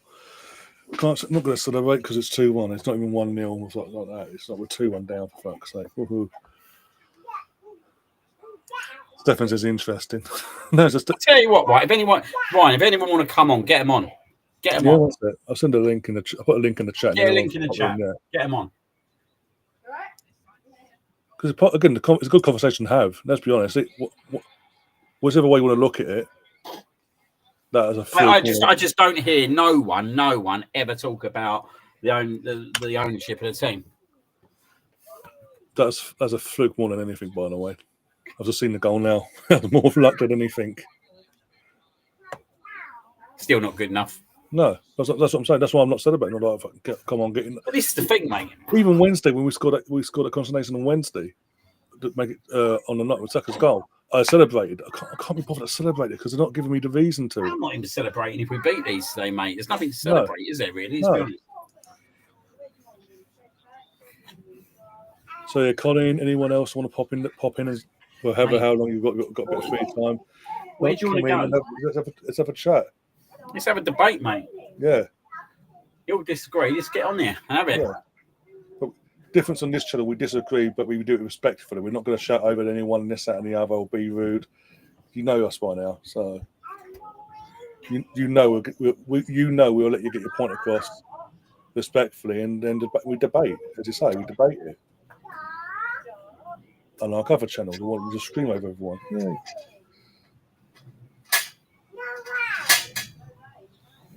The only thing is, I get what you're saying, Stephanie. It's only an interesting second half if we get ahead of our asses. And then, in the same respect, if we do pull off a miracle in the second half and get a result somehow, the other side of the argument is, well, Liverpool won the league. They don't really need to win, do they? So, come on, we're doing nothing. We've got that goal back. Yeah, we've got the ball. There's no urgency to go. Okay, we've done something, got nothing. Do you know what the worst thing? I think this Liverpool here have taken, mate. They're not bothered, mate. They've got the title. They've done the hard bit. There should only be one team interested in this. There's a Martinelli header, Pete. That's a virtue in itself, but yeah. Let's be honest, yeah, right. Hardly anyone was calling him out last year, at the last game of the season whatsoever. He drove him to the last game of the season. Not many people called him out. And then everyone, mate, they can't be telling me that they thought we was going to get Calafiori and Marino and Sterling and Neto in the window. No. You can't be telling me that was moving us forward. You can't be telling me that's moving. I totally agree. He doesn't rotate the squad well whatsoever, and that is his biggest fucking issue. I totally agree, and he could, mate. To be fair, he could lose his job on that for that alone. He has to rely on his bench much more. Like Kivior, he wouldn't play him before, but he's forced to play him now. Oh, here he is. Our Scottish friend, old Colin. Come on, Colin, how you doing? We've got someone who's come on. Do you know what, lads? I'm done, bro. I can't be arsed with the league games, man. It's pointless. Like, what are we celebrating here? They've won the league. We didn't even celebrate the goal. Bro, do you know what the mad thing is, right? Because I was thinking this earlier. As much as I think we plateaued under the manager, because I do think we have, I don't have the energy to scream and shout Arteta out, because what good is it going to do? It ain't going to happen, mate. It ain't going to happen this year. How much they might hate him, it ain't going to happen. He's staying at the end of the season regardless. So what difference is it going to? Have we been trashed this season? Absolutely. And trust me, I'm not defending the manager by any stretch of the imagination. And look, there's only one thing I disagree with Liam on, right? Go on. And it's not on like Inter's squad or that or whatever, right? Because Inter's squad's miles better than ours. But you can't tell me that our squad is worse than Napoli's. You can't. At the moment, right this moment of time, it is. That's what I'm saying. I'm not saying like I get where people are coming from, yeah, right? I do get where people are coming from. What I'm saying is, right this moment of time, we're fucked, didn't we? Let's be honest. Like, we're fucked. Like, let's be honest, yeah, right? No one wants Trossard playing centrally up front whatsoever, do they? No, that doesn't work, no. Do you know what I mean? No one really wants Mikel Merino, but actually, he's done an all right job there. And if I'm being totally honest with you, yeah, right, he's probably done better in a space of 2 months than what Havertz done, what I watched. If I'm being totally honest with you, mate, I actually thought Mikel Merino done a good job. But the board had given Arteta a reason. That's my argument. The ball, like, we would have sat here at the end of last season and we was talking about we need to get a left winger, we need to get a striker, but we're going to be having the same conversation at the end of this season. Do you know what I mean? It was clear as day, yeah, right, what we needed at the end of last season. And I never, ever thought we'd get a left back in that wouldn't even play for us because he gets injured so much. We got a centre midfielder who ends up playing centre forward but was never getting in at centre midfield anyway. And then we brought fucking Raheem Sterling and Neto in. Like, that is a tragedy. That has given him an excuse. I totally agree, mate. His squad rotation is awful. And he would never give Kivior the time or day before Gabriel got injured. And he should have been playing him. Like, against fucking Girona away, mate. Why was we playing Gabriel away at Girona away? Rest the geezer, do you know what I mean? Even early in the season in the Carabao Cup. But honestly, Liam, right? If you look at that game, right? Look where Girona are in the league right now. They're bottom half in La Liga. Yeah. You're telling me we can't get through that without Saka? Apparently not, mate. Exactly that, mate. That whole month, yeah, right. He should have relied on his squad a lot more. He knew he had 10 or 11 games in 31 days, and he just continued to play the same players. And we got to Newcastle away in the second leg, and they were on their fucking feet, mate. You could see it. They were absolutely fucking on their feet. The ball done nothing to support the players. I don't believe the manager done anything to support players. Mate, honestly, no one done anything. I feel sorry for the players as it goes. I actually do feel sorry for a lot of these players because I feel they haven't been supported. And they've not been supported for the last over a year. They got us to the last game of the season, yeah, right, last year. And let's be honest, when you look at the squad, yeah, right, we shouldn't have really got Man City to the last game of the season, but we did. And them players deserve to have a world-class striker at that point. Saka deserves to have a world-class striker, do you know what I mean? We deserve to have a world-class left winger. We deserve to have a Subamendi, do you know what I mean? That kind of player. But they done absolutely nothing. Absolute nothing. And I feel sorry for the players. I don't actually really feel sorry for anyone else but the players at the moment. No. Do you know what? The only player I don't feel sorry for is Martin Odegaard. And I'll tell you why. Go on. Because for the last few months, that guy's been dropping stinker after stinker after stinker. And it never gets called out. I don't understand why, because he's the captain, right? You have to hold him to a higher standard, okay? Against Real Madrid, right, in that first leg in particular, everyone performed in that game except him. PSG, the first leg, he was a coward. Yeah. I don't expect that from my captain. Like, I feel sorry for the likes of Saka and Declan Rice and these lads, right? But Martin Odegaard gets no sympathy from me. Because I've been waiting for that guy to turn up for months and he hasn't done it. So again, is it a situation where we have to discuss taking the captaincy off him? Now, look, I'm not delusional. I know it's not going to happen. But if we're being honest, has Martin Odegaard behaved as a captain the last few months? No. I'm telling you, mate, I'd get Eze in all day long. Yeah, I'd get Eze in all day long, mate. He is the player we need, mate. You can push Declan Rice over to the right-hand side if you want, mate. He is the player. He can run with the ball. He can make things happen, mate. And I'll tell you what else he can do. He can shoot a ball from inside the box or outside the box. Odegaard don't even go inside the box now, mate, whatsoever. No. Like, sorry, mate. Don't touch that. Yeah, Mark. He's for me. We need. He needs quite serious competition. If he stays here next year, which he will, he needs serious competition. But for me, I'd be looking at Declan Rice as a captain. So You've got to make them tough decisions, mate. If you want to go to the next step, yeah, right, you need to make them tough decisions. And I don't think, yeah, right, you can't be telling me Martin Odegaard's a better skipper than what Declan Rice would be. Declan Rice gives you absolute everything, mate. He gives it all. Who do you see with all the youngsters, boosting them up and all that kind of stuff? You don't see Odegaard, mate. You see Declan Rice do it all. Who comes out into the interviews and does all the interviews? Declan Rice. Yeah. And by the way, the Champions League quarterfinal, right? If you watch Declan Rice's interview, right, and what Odegaard and Saka are like talking to him and all that, right? Odegaard saying to him, cross it into the box, and Declan Rice is going, nah, it's not right to cross it. And Saka just says to him, look, if you feel it, go for it. Do you know what I mean? Like, I'm just like, Wenger would let them do their own decisions on the pitch, mate. Probably, yeah. I don't believe that we should be micromanaging players from the sideline in terms of free kicks and all that. You should have the trust in your team to be able to do what they want when they want. At this point of how long this squad's been together as well, yeah, let them make decisions on their own. And it probably beggars the question, right? Well, we hadn't scored a proper direct free kick for like 3-4 years, because actually they're probably being micromanaged. Yeah. And look, the manager doesn't help himself, to be honest, because the way he's acted this week is nothing short of a disgrace, by the way. Like, going on like, oh, we're the best team in the Champions League. Well, actually, we're not, because we're fucking out. Yeah, exactly. We're the best team.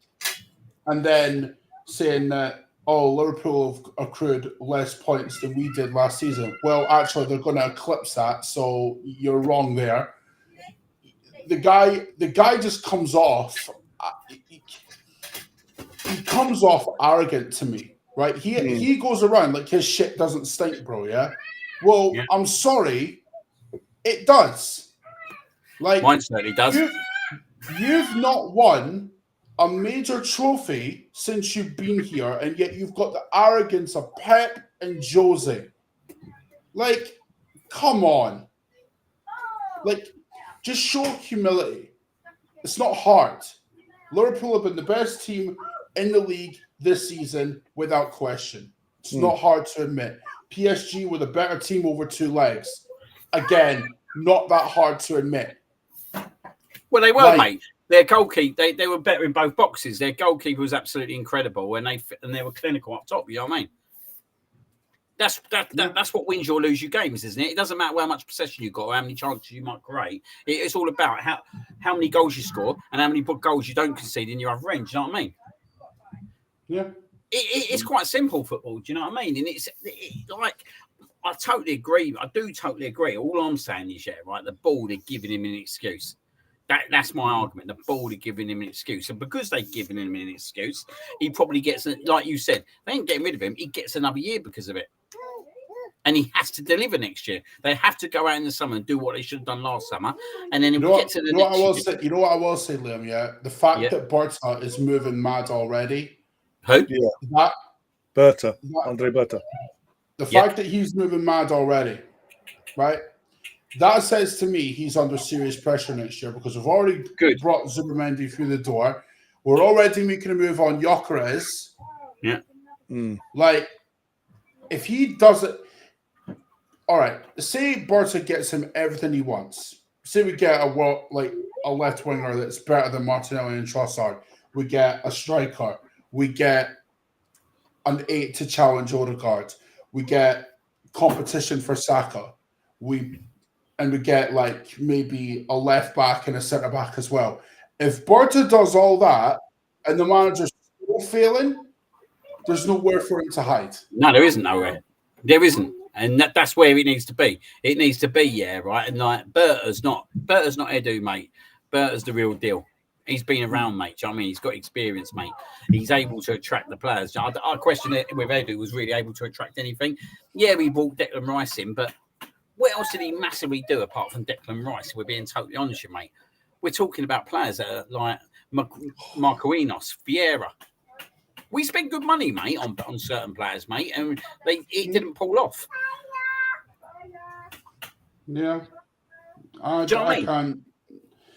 I can't disagree with any of that, to be honest. And you know, what makes it worse is, well, at least from my perspective, is knowing that I backed him last year, thinking that, you know, if City fell off, Yeah, we would be there to pounce. And Colin. We all did, though. And again, that's what's more disappointing. And I didn't even realize it until I looked it up earlier. The fact that we could finish on less points than we did when Leicester won the title is embarrassing. 2-1. Sorry, mate.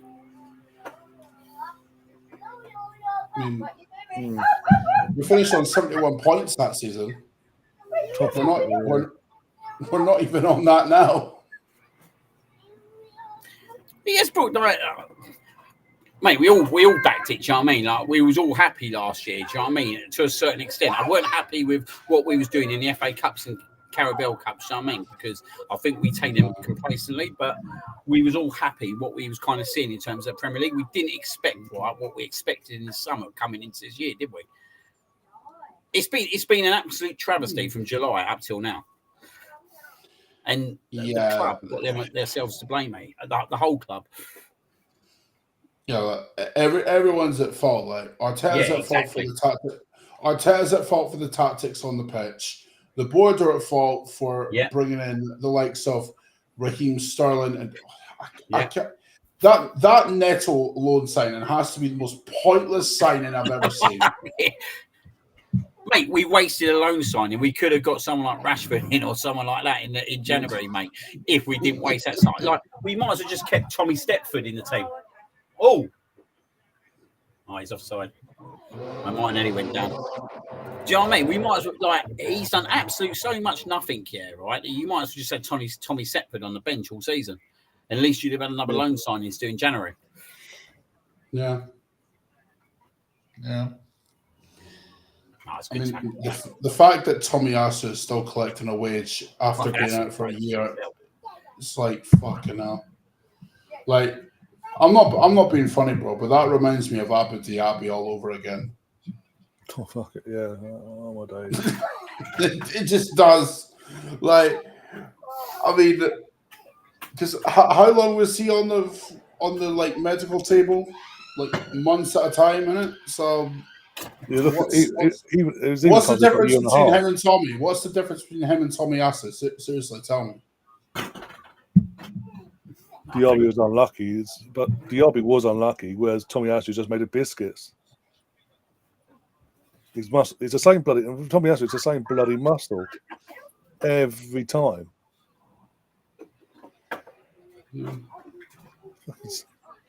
Oh my God! How's that not gone in?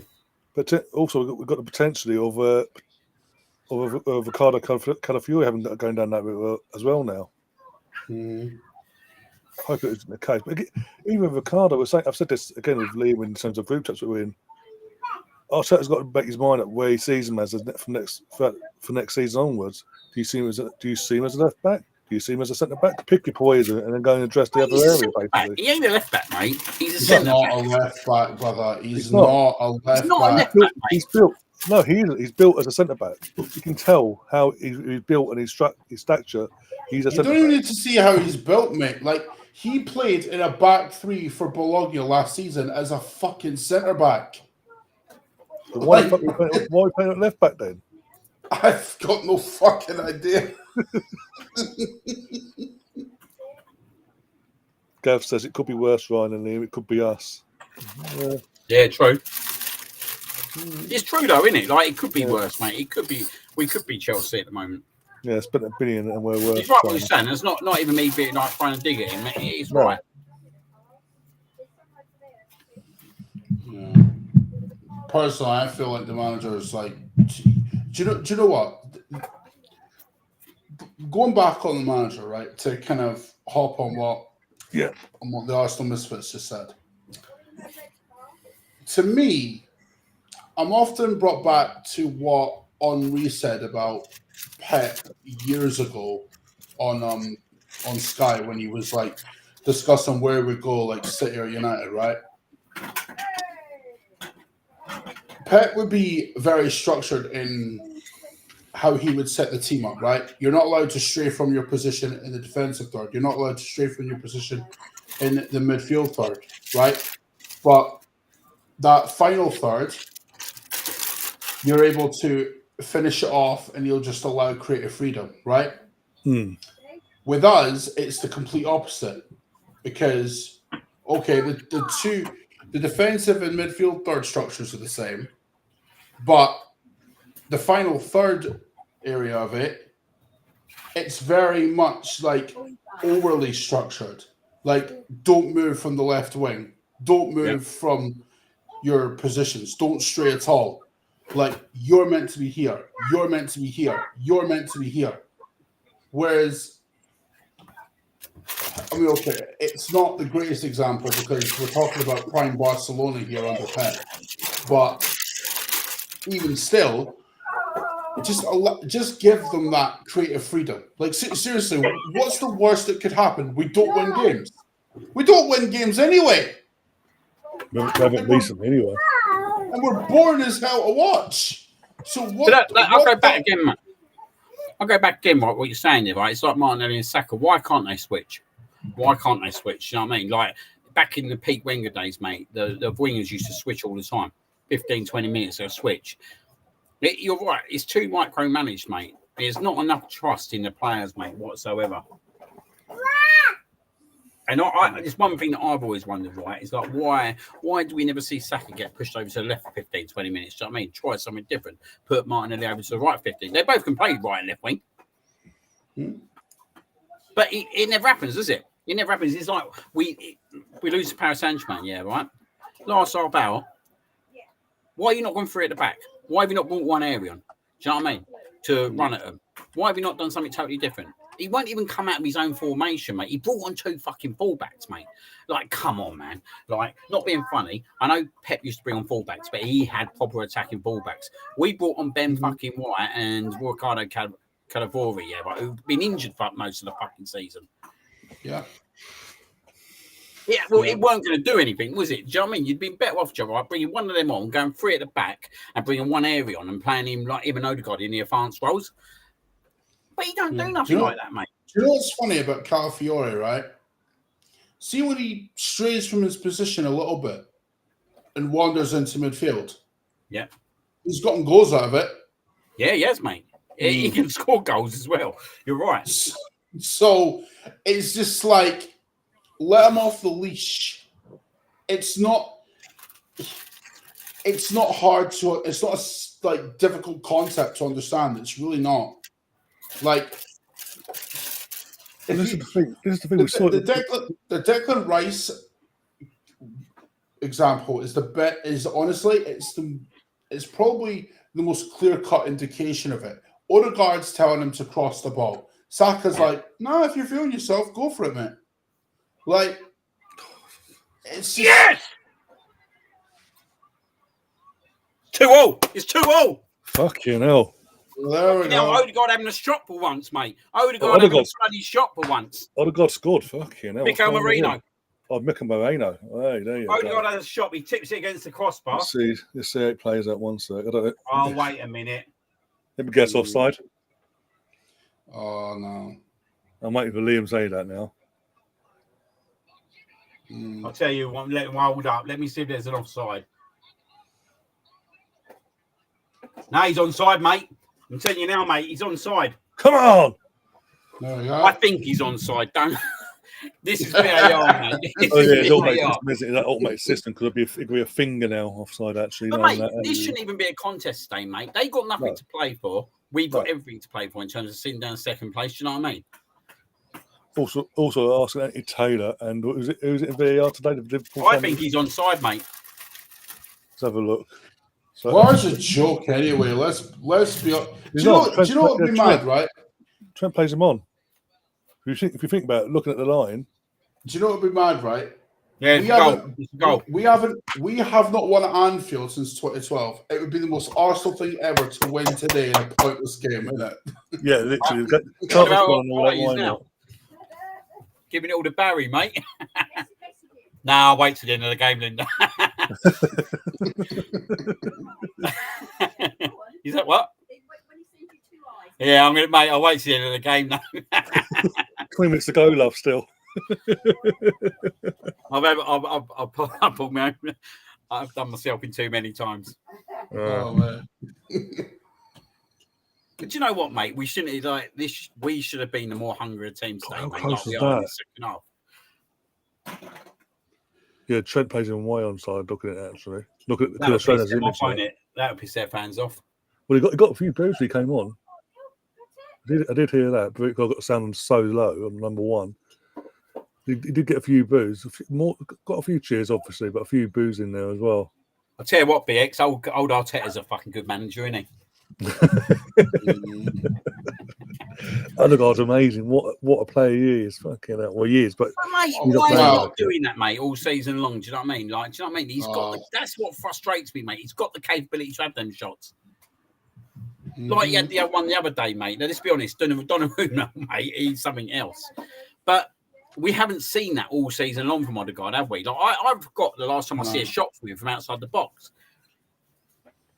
I just with Odegaard, I'm just like, okay, there's things that he does there's things that he offers that I like, but equally there's things that he does that I detest. Like, it's just I don't know, bro. Like, even like, I know he did well for the goal, but you know, I don't know, bro. To me, he needs challenged. He needs challenge going forward. Like, if he's going to be in this team, you know, going forward, you got to bring in someone to test him because, brother, yeah, the last few months can't happen again. Well, no, this is. No, it can't happen again, mate. It can't happen again. Back in the summer, when we sold Smith Rowe and sent Fabio back to Porto on loan, I honestly thought that because how fast we did it in both of them back to back, pretty much in the space of a couple of days, I honestly believed that we were looking at someone to come in and be that replacement, be that competition, and then nothing happened. I was like, okay, and people were surprised. Then people are then surprised when he's fallen off because he's got no competition. No, it's no coincidence. Martinelli falls off because he has really. Let's be honest. You know, Trossard. Martinelli doesn't have the direct competition. Players, look at our players. Anyone that hasn't got it, barring Saka, anyone that hasn't got direct competition in their position. Martinelli, man. No coincidence they're not performing to the high levels. Even when other guy had Smith and Fabio there, he knew that he could come in and do a job in certain games. Get me Odegaard, mate. Get me Eze, mate. Honestly, Eze would be amazing, especially now he's get now, me in, mate, all day long. He's clicked now. The best thing is he's adding goals now as well. Yeah, he's got all that into his game, mate. He's an Arsenal fan as well, mate. So it's a no-brainer. Yeah. Yep. Two goals today against that lot as well. Yeah, mate. FA Cup semi-finals as well. He turned up in. Scored against us, didn't he, in the old Emirates game? Imagine he scores a winner next week against City. Hopefully. Oh no.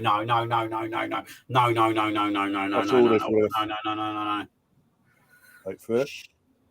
I'm waiting for it from Liam now. Oh, well, that's all right. It's all right. Well done, party.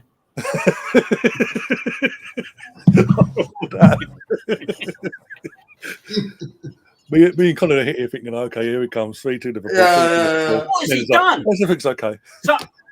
Oh, shit. Here we go again. Oh, no. What the... Mate, one of our players has shed the ball and just fallen on the floor. You're about 36 done something. Yeah. Who's that? Mikel Merino. He ain't. He lost the ball, mate, and that was it. Yeah, I'm looking now. I'm watching it now. He's got the ball. Saka. There's Merino again. It just slips over. Look, his standing foot gives way. That's it. Well, thank God we got away with it, though. But yeah, it looks like his standing foot just gave way and he just went. But again, look at the reaction of the teammates. No one reacts and goes over to cover. Ben White's half-arsed in it. He's turned up for us. We're not, As I say again, mate, when he plays up front, mate, I think he's done a much better job than what Havertz does. To be fair, they've been half-arsing in the league for like weeks now. Since West Ham. What, After West Ham came on, that's what we what difference does it make, honestly? Like, I'm not even arsed that we're level, innit? No, but it's a bit of pride, isn't it, mate? Do you know what I mean? For me, it's like I'm watching Arsenal every game. You know what I mean? Like for me, it's about. I know people go, I don't know why you even give them the shit now, but it's like I still need to finish second place. You know what I mean? I don't want to see us fall down to third, fourth, or fifth. It's pride. It's just a pride thing. No, but I mean, look, especially when you see the teams like Man City. Maybe I just do it to myself. Do you know what I mean? I just put more hands. Maybe. Especially with Man City, like we had Ricardo's coming on and Tierney. It's like me thinking England are going to win the Euros, mate. Mate, I know. Look, I was around during that time. I know you didn't think that, so you can stop. No, I didn't think that. No, I didn't. I'm not even a final, mate. I thought it. To be fair. Next year in the USA, it was the most fraudulent final we ever got in, mate. We didn't deserve even to get out of the fucking second round. Oh my god! He comes on Calabori now. Imagine he'd probably get the winner, wouldn't he? Well, what was I going to say? Next year, though. Next year, Liam, USA World Cup. The next year, is it? Yeah, next summer. Fucking hell! Can we talk at the helm? It's not long. It's not long, really, is it? No, it doesn't feel like it. Again, when we were growing up, it was like the qualifiers actually stood over a year and a half or whatever it was. Now it's just like done in pretty much one summer, 1 year. But you qualified, off you go, flying. We've got fucking Nations League and all that crap. Or Benny White's been hooked off. Trossard injury. Oh, he went down. He was getting a treatment before. Yeah, Trossard for Tierney. So Tierney's on for Trossard, sorry, and Calafiori on for White. So who's got up top then? Merino. I'd assume so. So what are we doing? Playing Calafiori in centre mid? I don't think we're playing Calafiori right back. It looks like. Oh my days! We're playing. I don't think that now. I reckon we're playing Martinelli up top. I was going to say Martinelli because obviously Martinelli's on the pitch, and obviously Tierney go left wing. Oh shit, Marino! Oh my god, mate, Marino's lost it twice, mate. He's shattered. Honestly, just sent off Mikel Marino. He He's sent off Mikel Marino. He sent him off. For what? This is interesting. Let me get straight. Oh, mate, come on, mate. No. Oh, wait, maybe. It's the second chat. Oh, you know what? He's not good enough in centre mid, mate. He ain't good enough in centre mid. What? Yeah, again, mate. Why is Raya playing them fucking balls? Sorry, Mark. Why? This is David Raya, mate. This is David Raya. Mate, honestly. This is David Raya, mate. Honestly, this is David Raya. Raya is not good enough to start. It's as simple as that. I said this on the day one, but everyone said I was wrong, and I'm a racist apparently because he's Spanish and I'm English and all that crap. I called it, but hey, what do I know? I'll tell you what. I realized this the minute he did that. The minute he wandered past the halfway line against Bayern last year. Yeah, Gabriel had that shit covered, bro. Yet Raya decides, I'll just trod into midfield like a fucking idiot. Like, bro, he's not. I'm not saying sell him, but bro, we're needing an Alisson or an Ederson level goalkeeper. It's as simple as that. But that's him out for Newcastle though as well. Yeah, mate. Exactly. We can't beat it either. You know fucking Trent's going to bury this now. It's written in the stars, isn't it? Oh, yeah. Mate, this is all on David Raya, mate. Honestly, he's starting to really infuriate me, mate. I've said it about David Raya, but they go, he's number one. He's statistically this. I go by the eye test and what I see, and what I see I don't like. There's a reason. Don't care what anyone says. There's a reason. But there's a reason. Serious question here, right? And sorry, I want the chat to answer this as well, okay? Sorry, Colin, there's a reason why we're going for this fucking Garcia lad from Espanyol. Honestly, what is the difference between Ramsdale and Raya? Tell me. It's wide. No difference. One's Spanish and one's English. There's no difference. One's younger and Ramsdale, and one's older. I literally, again, when we signed Ray, I was like, his competition is he upgrades here and upgrades there. Well, the irony is now, when everyone's saying that at the time, the irony is now, it's come back a bit in the ass because you all said he's an upgrade on Ramsdale for his ball play. Well, in the last month or so, he's doing the complete opposite. He is an upgrade on Darren and Ramsdale, but the problem is, right? But he's still not good enough. If Ramsdale's doing that, he gets hung out to dry.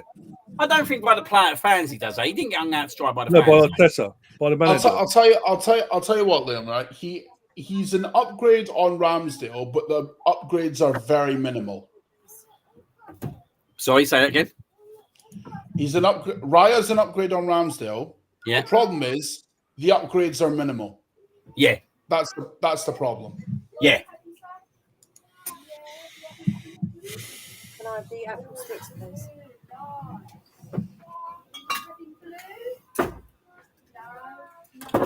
Fucking mate, everything is just hard work, isn't it? Everything is just hard work, mate.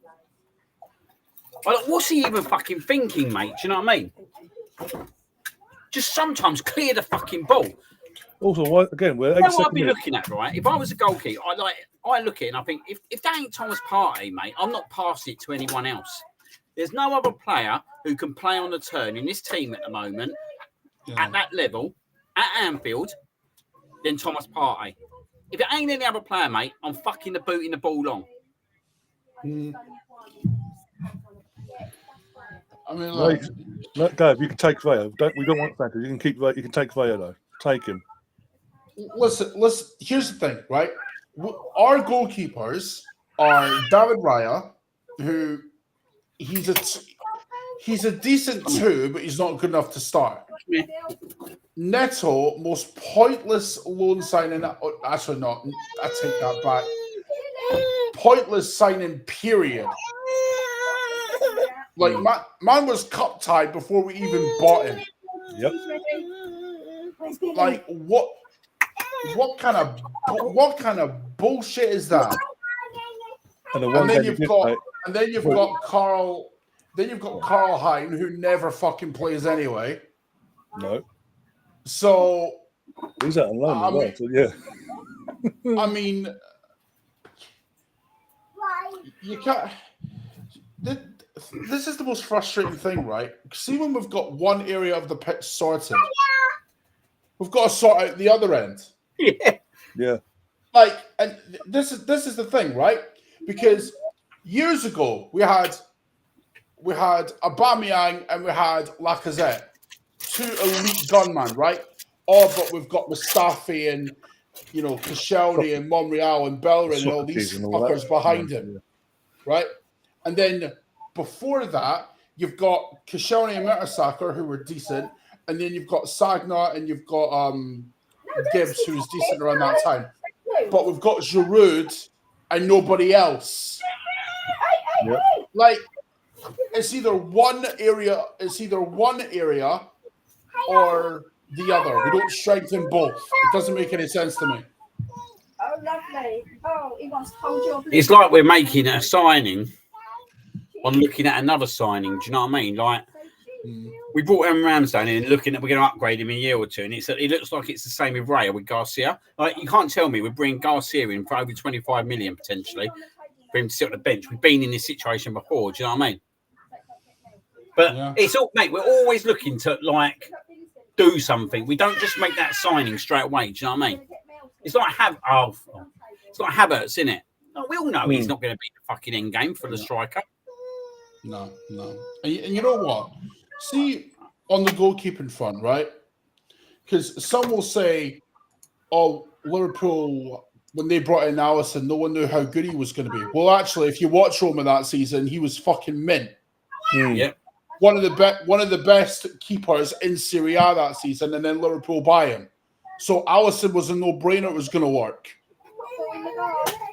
Ederson Well, I'm sure Pep knew it was going to be a no-brainer, but I'm not sure many people did. But we need that. We need that. I'm sorry. Raya is not good enough to start. I will say this until I'm blue in the face because I'm telling you, it's a fact. The guy is not good enough to start. Same with Moreno. Same with Havertz. We have all these players that are good backup options, but are they good enough to start? No. No. Yeah, but it's all over the pitch, though, isn't it? Like you said, like there's about about 4 or 5 positions. Do you know what I mean? Yeah. That is the same. Like we're sitting there talking about like Martinelli, like the striker position, like the goalkeeper position. We're talking about Odegaard. Do you know what I mean? We're even talking about the left back, mate. Let's be honest here, right? Skelly's being hung out to dry there, mate. How much we expect him to play out there? Yeah. Like he played centre midfield in his youth. Calafiori's been left out of the cold because of Miles Lewis Skelly. But look, that's not Lewis Skelly's fault. It's not his fault. He's just been mint, right? But again, this all comes back to the manager, right? Because if Calafiori is not good enough to do what you want at left back, that's fine, but there's no excuse to not play him as a centre back. Okay. What's up? I've just seen who's been hooked off for who. Saka for Zinchenko. Oh my God, this guy, man. That doesn't tell you park the bus. I don't know what does. Well, to be fair, we're down to 10 men, mate. It's the only thing we can do now, isn't it? We can't even do that well. That should have been a foul to them. Oh, he decides to kick it now, does he? Do you know what I mean? This is the thing. He decides to kick it now. I still see us conceding late on. So he's late on.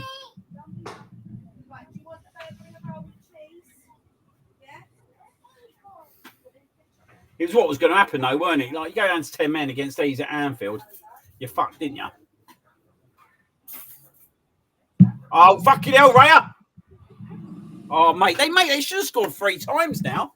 Hey, mate, he's all over the place, mate. He ain't got a Scooby, mate. Mate, right? The thing with Raya, right? You know when he's going to have a good game and when he's going to have an absolute stinker. Like, you can see it all over him. Like, it's not even just of like how he reacts. It's how he handles pressure as well. Like, honestly, he's horrendous at handling pressure. You notice when we're under the cosh, Raya he looks nervous as all hell, bro. And that's a problem because when your goalkeeper is nervous and emitting body language that just exudes like, oh, I don't know what I'm doing. I don't know if I can handle this and like whatever, right? That's an issue because that spreads nervousness throughout the whole spine of the team. He's just keeping the ball out of play, mate. But guys, again, the signs were there. You talk about pressure and all that. When he first came, look how he coped with the pressure of basically forcing Ramsdale to the bench from the fan base and obviously the podcast and this, that, and the other. Look how he coped then. The signs were always there. I said back then, when we first got linked to him years ago, we didn't get him. He said Brentford. Oh, because it was COVID. I watched Brentford. I didn't see what the big hoo-ha was, and he hadn't improved from that time to when we brought him. Or obviously loaned him at the time, but obviously at the time the idea was to buy him. He hadn't improved that much. He has the bozo moments in him. We saw it even when Brentford came up. We see it every now and then. We see it every now and then with the bozo moments. Right? I'm reminded of something, right? Because there's a quote I'm reminded on, right? If you're the same guy that you were 5 or 6 years ago, then you wasted 5-6 years of your life. And the same goes in a football context, right? If Raya has not improved in the last 5 or 6 years that he's been playing in the league, then he's wasted that time. Because if you don't improve as a player within those 5 to 6 years, bro, you're not cut out at the top level. You're not. I'll let Liam answer that one for you, Gav. You can have the casting vote. Don't even bother, mate. Honestly. For the casting vote, so there you go. You saved yourself another day. Don't even bother, mate. Honestly, I'm tired.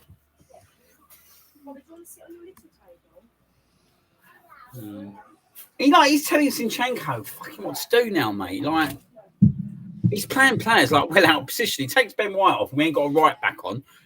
Yeah. We brought on about fucking two left backs. Or more before the game, Three left backs. Sky Sports News doing a little interview on Sky Sports News side.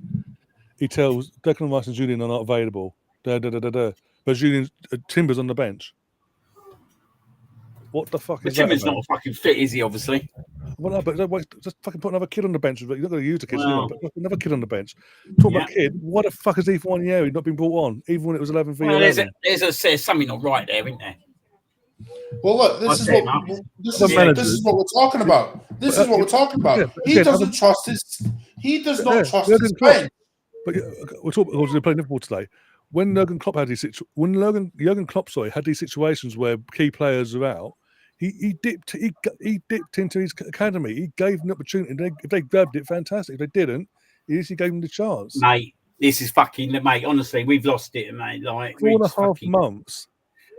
1 year he played consistently for us, week in, week out, and mostly really good performances. Saka comes back, he's back to being cobwebs on the bench, basically. Yeah. It's a joke. Oh, come on, clear it better than that. We're literally our part of the bus, aren't we? We can't even get the ball, mate. The plan was. I've had enough of this fucking team. Seriously. Like, do you know what the worst thing is? This club will drive you insane if you let them. So the best course of action is to just let the chips fall where they may and just take it all in stride. Because there's no point in blood pressure getting to the boiling point over something you can't control. It's as simple as that. I know. Mate, this is the worst part. I fucking know it. And it happens to me every single game. Mate, he's come out again, right, mate? He's lucky. He's come out again. He don't know what he's doing. Liam, think of it this way, Liam. 2 more games and it's done for the season. 2 more games. What sums it all up, right? He took Ben White off and played Kieran Tierney right back. Yeah. It took him to the first to last game of the season to put someone like Tierney at right back. But we consisted to continue to play party there. When he's off in the summer, by the way, Liam. Yeah, but Celtic, as well. When he's going back to Celtic in the summer as well. Oh my it's God. like he's played both sides for Scotland. Like, no one can tell me that he hasn't, because he has. He's kicked it out of play again, mate. This geezer, mate. Colin, I've watched Tierney for Scotland. We watch songs and things like that, or just in general. We can't do it. We don't. Go on.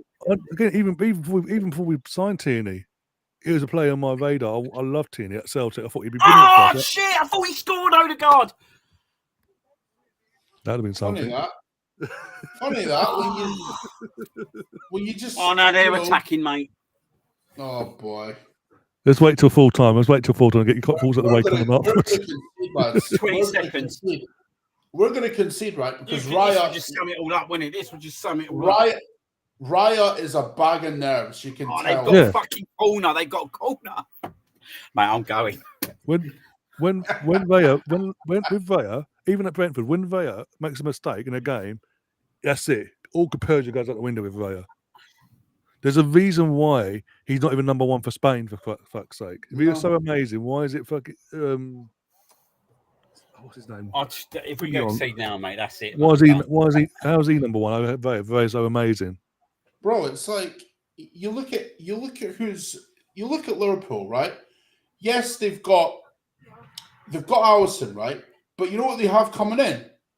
They've had a goal disallowed here. Oh Jesus. Well, Liverpool. For what reason? I don't know why it's been disallowed, mate. That doesn't bode well. That means they're going to VAR and give it anyway. Yeah, VAR. It's going to VAR, yeah. Liverpool. I don't know why it's been disallowed. Oh, look. Was it from the corner? It is on the VAR now anyway. Yeah, I reckon he's off, mate. 2,000. No, I don't know if he There's is. No, he's on, mate. But there's also He's on, 2,000. mate. There's He's 2,000. on. We've lost it. There's two. Yeah. There's 2 players on the floor. 2 of our Mate, players on the he's floor on. as He's well. off, though, mate. He's on. Robertson's on, mate. Tierney's playing him on. But what I'm saying is, even then, there's a foul. There's 2,000 to build up because our 2 players on the floor. Won't matter. They won't take that into Oh, account. mate, I can't. Mate, I'm done. That's me done, mate. Honestly. We've got to Lewis fucking... Skelly's just been pushed in the face by Canate in the build up there. Well, they're not going to take that into account. They never do. Oh, God forbid. Oh, wait a minute. No, it has been disallowed. That's what I'm saying. They're shoving Yeah. it with 2 hands and Oh, yeah, I didn't see that. That's I what I'm thought trying it to was say. the offside flag. It might have been that as well, just to make sure. Maybe. Well, the offside, but he was definitely onside. That's it, mate. That should be game over now. Yeah. Mate, that's it. Oh, I got a point. Fuck it. I've got a point more than what we should have got this, to be honest. Do you know what? I'm going to say it now. I weren't going to say it before, right? Do you know what fucking cheeses me off the most? This is the biggest thing, yeah, right? We have not lost to Manchester United, Spurs, Man City, Liverpool, all the top 6, yeah, right? For about 2-3 years. In there. And we're losing to shit like Bournemouth. Bournemouth, West like Ham, the Fulhams in this world, do you know what I mean? Right. This is the problem, mate. It's the mentality, mate, because they have not lost to none of these big teams for a couple of seasons. It's the mentality when you go into the smaller games. And it's the stinking performances when you play Brentford at home, Crystal Palace at home, and Bournemouth at home. Yeah. There's no disrespect. It's no disrespect to them. Do you know what I mean? Because they all can take points off us. But it's unacceptable, mate. You can't be drawing three games in a row like that, 2 games and losing one. Do you know what I mean? No. And that is where we continue. Our best performance, bro, was Man City at home. That was our best performance this season. Yeah. And when was that? February? Yeah. Okay. Yeah, first week of Feb, I think it was. Yeah, 1st of Feb or whatever it was. Yeah. Yeah, and we've not. Ultimately, do you know what? I don't even think this is controversial. Genuinely, I think this is the worst Arsenal have performed since. Well, okay, I wouldn't say it was as bad as 2018 because that was pretty fucking bad. 2021 was awful, wasn't it?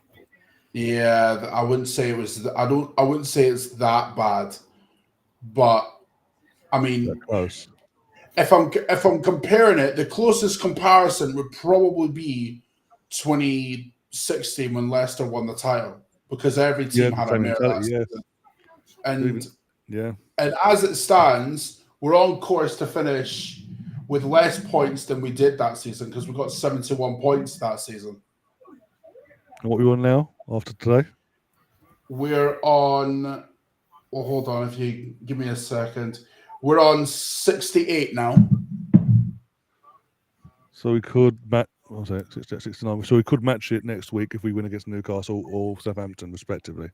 We'd have to win both of our games. To beat it. Yeah. Pretty fucking bad, isn't it? Yeah. Have fun next week, Liam. That's what I'm saying. Mate, do you know what? Right, I'm getting pissed right before the game, right? So I don't remember the game. You think you'll do that and we'll win. Fair play, man. Fair play. Fucking hell. Oh, my days. I'm sorry. This again. Yeah, we came back from 2-0. You can say that again, from our point of view, Liverpool on the beach, they don't have to win. All they have to do was just give the crowd something to sing about and all that for most of the game, and he did.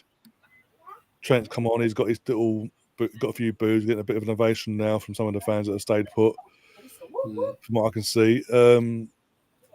Other than, but it's just it's the frustration because it's a shame because of a poor summer window last year and the winter window just gone. We're sitting here saying this one needs replacing, this one needs going, this one that we should. Whereas a year ago, we're sitting here saying, just get a striker and we're done. That's all we need to do. Look at the difference a year makes. It's a joke. It's an absolute joke. We're now sitting there going, oh, we've got obviously with Jorginho and Partey respectively potentially going both at the same time. I think Jorginho's definitely gone. I think we're going to convince Partey to stay as a squad player for another year just to give us a year to look for someone else to replace him, whilst we're obviously getting Zubimendi settled in. We need a striker. I'm sorry, Mikel. Sesko don't want project strikers. I want the finished article. I don't want those to do two. that. Gorkarez, he has it all. Me and Liam sat here. Obviously, you probably watched the game as well, Colin. We played Lisbon early in the season. We're battering Lisbon, and he's still there, giving it all, going and giving, asking questions of Saliba and Gabriel respectively at the time. We need that. Give me Gyökeres or Osimhen, one of the two. I don't care who it is. But we need. But my point is, a striker, an actual now ready to go, ready-made, off we go striker that's going to come in, boom, score, knows to score goals, left, right, and centre, of any variety as well. Left foot, right foot, penalty, free kick, fucking headers, you name it. Go and get us a left winger. I think they're used to it. Pick your poison. Who out of trust on the Martinelli. Pick who you're going to keep for another 6 months. The other one sell on in the summer. Bring in the upgrade, the first choice upgrade. That's going to be the starter. Get us a left back in terms of either back up to Lewis Kelly or a first choice left back, and have Lewis Kelly as a midfielder for next season. And just put Ray as number 2 as well. Yeah. I mentioned, seen it in the chat before. Obviously, what Isaac and Isaac's not going to happen because of Newcastle and Champions League. That's not going to happen. No. They're going to get Champions League football next season. Watkins, I'll take Watkins, but another name I'll take for squad depth, Rashford, for squad depth. Yeah. Maybe. I'll tell you what, Ryan. Right? The manager's under serious pressure next summer. If he doesn't, see if he wins nothing again next year. No, he's gone, mate. He's gone. He's out because especially if he's heavily backed. You cannot go 6 years without a trophy because 4 years competitive. As it stands right now, we're on our longest trophy drought since the Wenger trophy drought. The 9-year drought, yeah. And it's like you can't go this long without winning a trophy at this club. You can't, because look, what gave him grace in that first year was the FA Cup. Yeah. But you can't coast on one FA Cup for 5 years. That's a joke.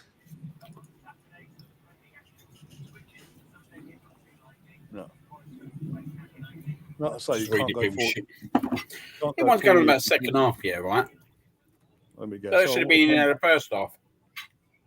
Yeah. Do you know what I mean? We shouldn't have been fucking feeling sorry. We should have been not feeling sorry for ourselves in the first half.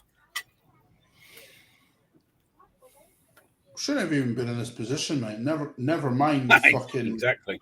Never mind the first half, bro. But if we were ambitious, right, we would be head to head with Liverpool, going for the title heading into today. Yeah. That's what should have happened. It's definitely his mentality. Liverpool are so far ahead, and the reason is, well, one of the reasons, the manager. The second reason is Klopp's built them a squad that is capable of challenging for a league of players who have been there and done it. Right? But ultimately, their players, for the most part, have stepped up. Ours haven't.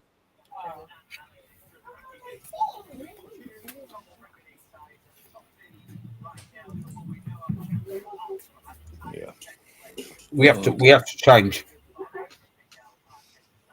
Mm-hmm. It's not even just the players. It's not even about the management team. It's not even the club. The fans as well. We have to change. Yeah. We have to change, mate. Like beating Real Madrid now is good, but it's not the be all end all. No. But when you talk about like the last 5-6 years, we haven't been in one cup final. Not been in one cup final. We've been in semis, but we've lost all of them. Yeah, We bottled every single one of them, haven't we? Yep. Yeah, 4, I think. 4. Yeah, two Carabao Cup Well, semi-finals and 2 Europa League and the Champions Yeah, League. Newcastle, Villarreal, Liverpool as well, yes, and now PSG, yeah. Yeah. Like FA Cup, we've been absolutely appalling in. Not quite at the fourth round. Yeah. No, got knocked out to Man United this season when they were down to 10 men. No, well, this is the thing, though, right, mate? Right, Man United, yeah, right, could win the Europa Cup, yeah.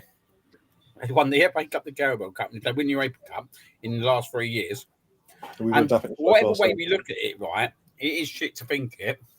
But actually, they've had a more successful season than us. They go and win. One of them clubs is going to have a more successful season than us.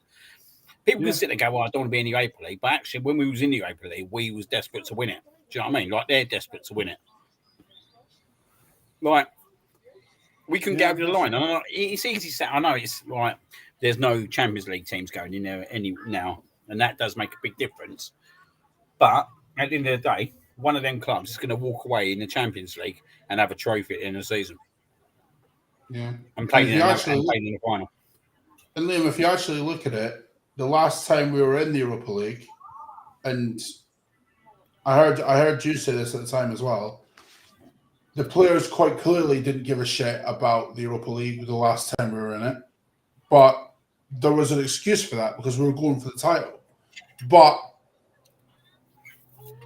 I don't think we're in a position to do that now because look, any Arsenal fan that sticks their nose up at any trophy, quite frankly, is a disgrace.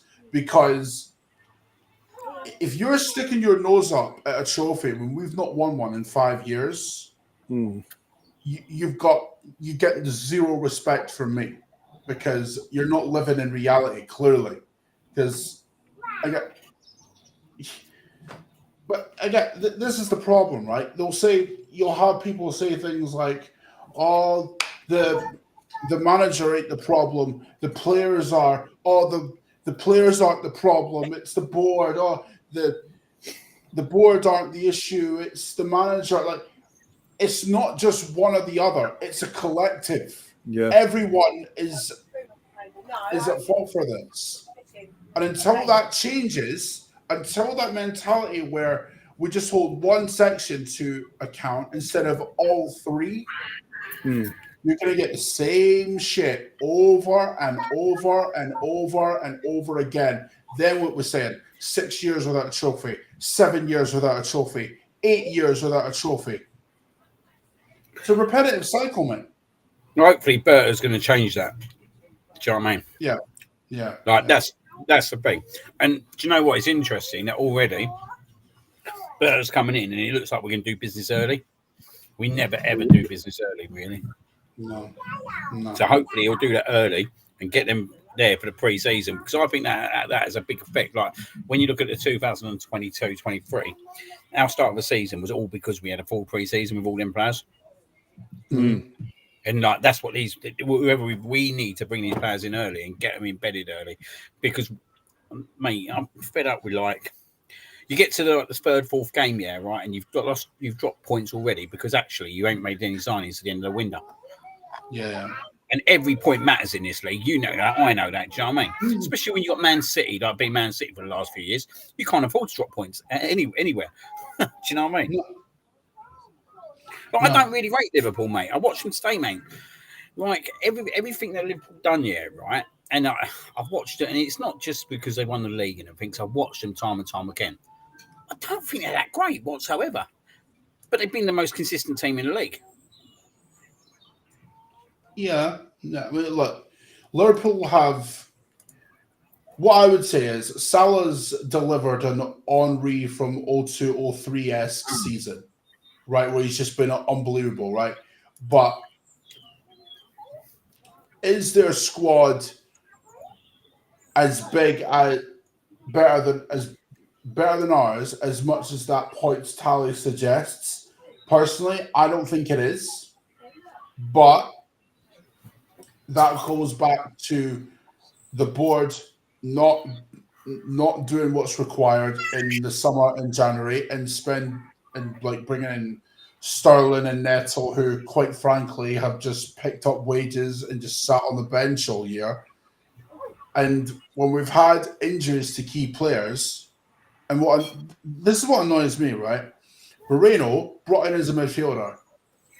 Yes, he's done well as a striker, but let's be clear here. He was brought in as a midfielder, and he was awful at it. He ain't good enough in midfield, mate. Kai Havertz, same exact thing. That's an issue. Like, if you're buying players to slot into midfield, but they end up playing up front, well, you're targeting the wrong people then, aren't you? He ain't good enough in midfield, mate, Marino. Like, you see that today, mate. Oh. I know he scored the goal, but he weren't good whatsoever today. And he was even worse after he scored the goal. He lost the ball twice, which then resulted in him getting sent off. He's not... I don't think he's good enough to play centre. I honestly think he's best position for us is up front. And I'm happy for him in next season to come on and play up front for us. Do you know what I mean? And I'm happy for him to come on in centre midfield late in games, but he ain't good enough to play centre midfield. Like, not to the level that we want, but as it goes, he's not good enough to start full stop, mate. Because actually, he's not a bad squad player. Because actually, you wouldn't mind him coming on. I wouldn't say he's a bad squad player, but bro, if you're looking to win the top trophies like the league and the Champions League that we are, right? Yeah. You know, brother, you've got to aim higher than Moreno and Havertz, mate. Yeah, definitely. They're bench players, mate. They're impact players. Do you know what I mean? Havertz is a secondary striker that you bring on for the last half hour and push him right up against the goal crease. You know what I mean? Like, that's going to scare the shit out of teams. Marino's another one like that. You might bring on 20, 30 minutes to give a bit of energy at the end of the games. But Martinelli, for me, I think I'd make the money, personally. I'd make the money because I think if you don't make the money and he has another season like this, you're going to lose value even more. So are you saying that Martinelli should kind of be what Coutinho was to Liverpool then? Martinelli? Yeah. I think that if we get good money for him, mate, I think it's a no-brainer. Like, if you're talking like, I don't know, if someone says to me they're going to give us 50, 60 million for Martinelli after this season, I'm sitting there seriously considering that. Do you know what I mean? Let's be honest, Coutinho was massive, weren't he? Coutinho changed the whole of Liverpool. They sold him and then they brought Van Dijk and Alisson in and the rest is history. And Coutinho was class at that point as well. He was a class player, but it was a big move, weren't it? But it actually took him to the next level. And I look at if we're going to get a left winger in, I think maybe they're looking at Trossard's the better impact player off the bench. Maybe. Do you know what worries me about Martinelli, right? It's the fact that his goal and it's the fact that his output's gone down season on season. Because if you look at what he was doing in the first title challenging season, we were all looking at it and going, what the fuck are we watching? Like, we thought we'd have, because Saka was doing his thing on the right-hand side and Martinelli was doing almost exactly the same thing. And you're thinking, right, these two are our wingers for however long it might be. But Saka's gone that way, Martinelli's gone that way. Yep. And it's just like, I don't know. Personally, I think we need two left-sided players, if I'm honest with you, mate, because Martinelli is... Have you seen his assists for us? Have you seen his assists? I didn't know this till yesterday, right? He's got 14 assists. He's probably got 10, across the season. Yeah, so overall, right, his whole record for Arsenal is that he's got 14 assists and 34 goals. Now, put that in another content share, right? Saka's got 14 assists this season alone, and he's been out injured for 3 months. Yeah. I thought that was an unbelievable stat, mate, that he's got 14 assists since he's been at the club. And for a left winger, mate, that's not good enough. Like, you watch today, mate, he don't beat the first defender every time he gets into the box. He never beats the first defender in terms of his ball. Do you know what? I wouldn't... Here's my theory, right? Martinelli, I don't think is a left winger because if you notice, he cuts inside a lot. if I'm looking at Martinelli, I'm thinking you're a second striker because you're more impactful with those runs in behind because you don't have the intelligence to beat a man, right? But is Martinelli as a second choice as a second striker gonna win you a league? No, it's not. So personally, I would look at two left-sided players because Martinelli's goal output has been decreasing year on year, and Trossard, when he starts, is garbage. And he does all right off the bench, but he only plays well in a left-sided role because when he plays up front, bro, he stinks the gaff out. It's just like we need to. This is what's mad when you actually deep it, right? We need a starting goalkeeper for one because David Raya is not good enough to start. Don't care what anybody says. We need a left back because Calafiori is not a left back, and Miles Lewis-Skelly, I feel, should be playing in midfield anyway. So you need a left back. You need a centre back because our outside of Gabriel, Saliba, you can throw Calafiori in there if you want. Personally, I would get rid of Keeper. I mean, he's used as a right back, isn't he? So, I mean, he can play centre back, but I would keep Ben White at right back, if I'm honest.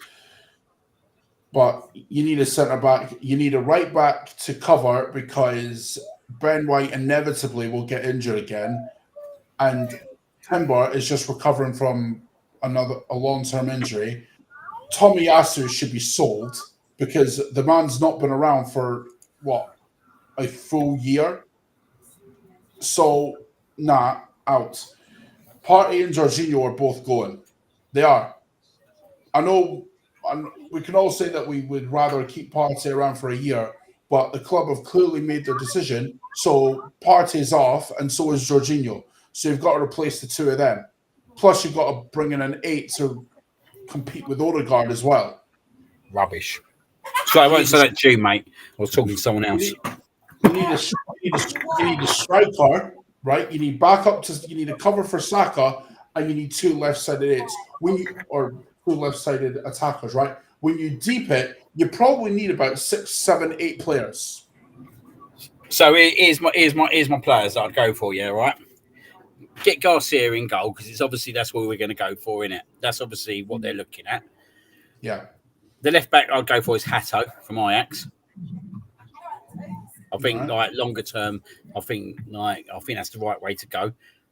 I think I definitely agree that we do need another centre back. Who that centre back is, I don't really know. It needs to be a right-sided centre back if you're going to continue to play Ben White right back because he's going to have to be compete with Timber, isn't he?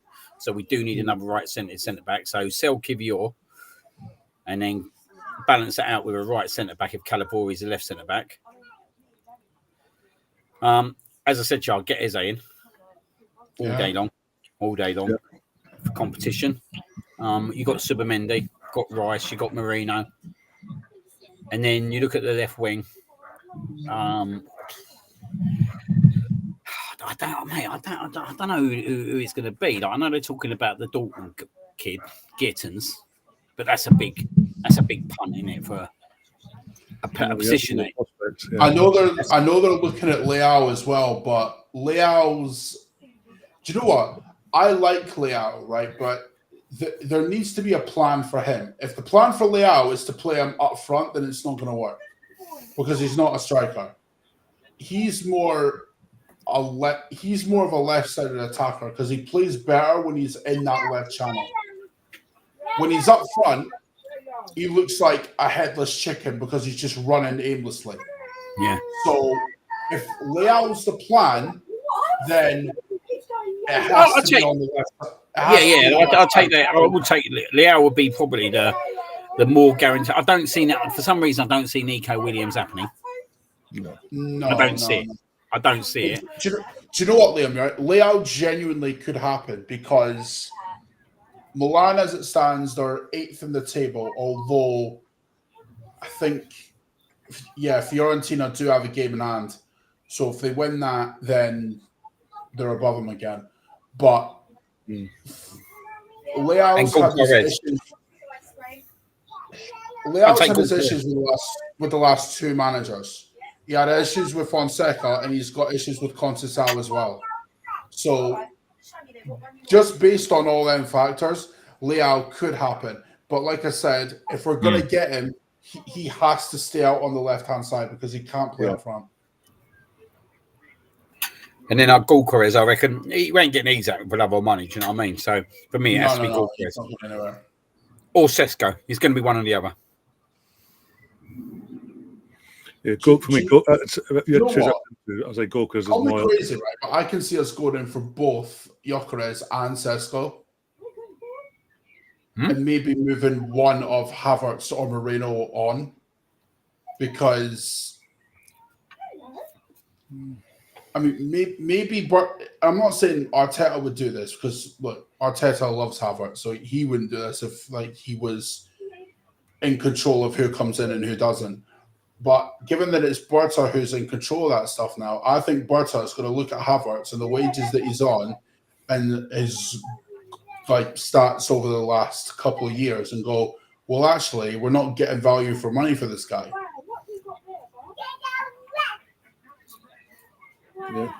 Yeah. Oh, you wouldn't turn down them both of them coming out, would you? No.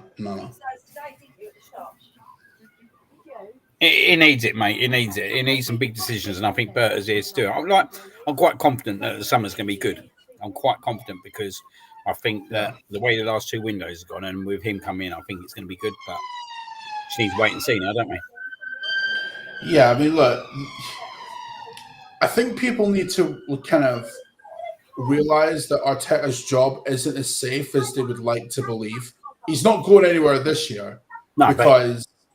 Like he's gonna get the next 12 months regardless. But he's a risk next year. But if he doesn't win anything again, and we finish, well, even if we finish like second again, I reckon Berta's gonna look at it and go, well, actually, you've been here 6 or so years, because it will be 6 years coming in the season. I've given you everything that you've asked for, and you're still failing. So, what's the reason? You know? If we don't win nothing next year, in my head, he's got a problem. But I do think if we get the right transfer window, I think we've got a great chance of pushing on next year. I do actually think that. But he has to rotate that squad so much better than what he's done over the last few years, mate. And he can't. I look at him that he's always having a dig at the board in terms of not having the players that he wants and that's why he doesn't bring players on. He needs to change that. He's got if he gets a squad this year, he has to rotate that bench. And when you're playing your likes of Girona away in fucking January, don't be risking Gabriel. Don't be risking fucking Odegaard if you're in it. He was in the top 3 at the time, mate. We could have gone out there, mate. Going through, yeah, let's be honest. Yeah. It was guaranteed. Them kind of decisions are on him, mate. Do you know what I mean? That's where he has to be so much better. And when you get to a semi-final, roll your dice. If it's not going right for you, roll your dice. He needed to roll his dice in Paris. Yeah, I mean, look, what he did wrong, in my opinion, was not dropping Odegaard when he was dropping stinker after stinker. And I don't know why. I don't know the reason why, but for some reason, Ethan Nwaneri has been left out in the cold for a long time now, and I don't get why. Because when Saka was out of the team, he was balling out, and yet when Saka comes back in, he's left out in the cold. So it's like, do you have a plan for him, or were you just playing him? Needs must because you need someone out on the right side. Why is he not bringing on him whatsoever, though? Right? It's interesting. In the last month, he spoke about Max Downham more. Fucking Ethan Nwaneri. He spoke about Max Downham more than what he spoke about Nwaneri. Something's not right there. No.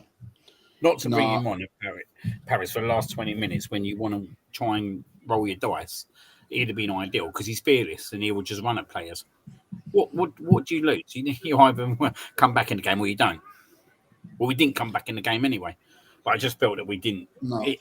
We didn't try to come back in the game. Do you know what I mean? He's too cautious.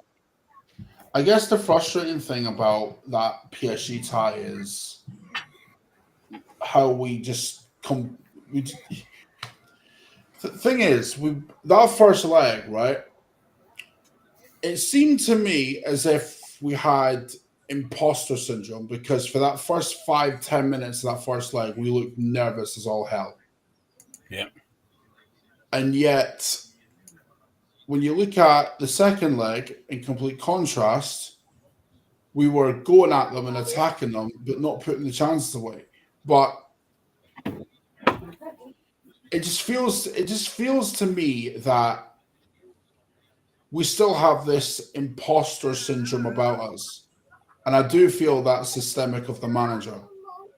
Because when we get to a certain point, he feels as if maybe that it's like an overachievement to get to a Champions League semi-final or a League Cup semi-final or whatever competition it is, or getting within 2 points of City. Like, it just feels like he doesn't believe himself that we should be there. You know what I mean?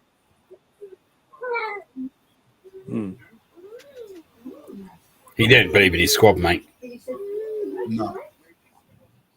He don't believe in them, does he? He don't believe in the majority of that bench. But how long can that go on? I don't believe in the majority of that bench. But let's be honest, he's been doing No, he can't. He can't. But like this question says, does Arteta... Go on. No, I'm just going. But the only thing I was going to say is, mate, Pete's put, does Arteta deserve another rebuild if we need 7 players? I'm not sure he deserves it, but the players deserve it. We deserve it, mate. The fans deserve it. Do you know what I mean? I don't really care about the Arteta factor at the moment. I'm talking about what the players deserve, what we deserve. Do you know what I mean? Like, we pay big money, mate, for season tickets, so we've got quite a passionate fan base. Do you know what I mean? And like, I think we've done our piece over the last few years. Like, we didn't deserve last summer whatsoever. No. The frustrating part was that take Arteta out. Because the thing about it, Liam, right, is we were 1 game away from winning the league last year. 1 game with this squad, right? Yeah. And the logical next step would have been, right, what are we missing? I think everyone collectively would have agreed that we're missing a number 9. Yes, Havertz has done well. Yes, he's managed to get 13 goals and everyone else is chipping in. That's fine. But if you want to take that next step and actually get over the line, you've got to push the envelope. You can't just be sitting there and going, well, this squad got me to within 2 points of the league. If we continue with the same squad, more or less, we'll get there again. No, it doesn't work like that because football moves on. Other teams improve. And in some instances, some have an off year, like City did. Whereas Liverpool went above and beyond what they did last year, all because of, Klopp moving away and bringing in someone who's less emotional and more calm. It just, I don't know, man. I'm just, it's like I said, like, I might think we've plateaued under Arteta, but he's not going anywhere. So me kicking and screaming and, shouting it from the rooftops isn't going to do shit. So why bother? No, I get that. Literally, as I say, like, for me, I think if we'd had Andre Bertha the entire season, basically, like most of the season, he had just come in, I think Arteta would be more under pressure now than he is. I think Andre's probably pulled in one at the red meetings. He's saying, like, right, you just go and do what you got to do. End of the season, you go off for a couple of weeks. I'll do the business. I'll get Zucamendi. I'll get X. I'll get Y. I'll get Z. come pre-season, you get back here, you do your job. If you don't, by Christmas, if you're not in a position where league-wise I'm happy, we'll be having another talk. If by May we're sitting here again this time next year, no trophy, we'll be having a talk with your P45 on the desk basically, and then obviously with Andre, we'll know he's got the power that he should have as a sporting director, but also he's got the balls to hold people accountable. And we know with his experience, he'll bring the right man in for this squad. We can't keep going over and over just to be the needy man. Basically, we can't be like them not down the road with their Poch. No.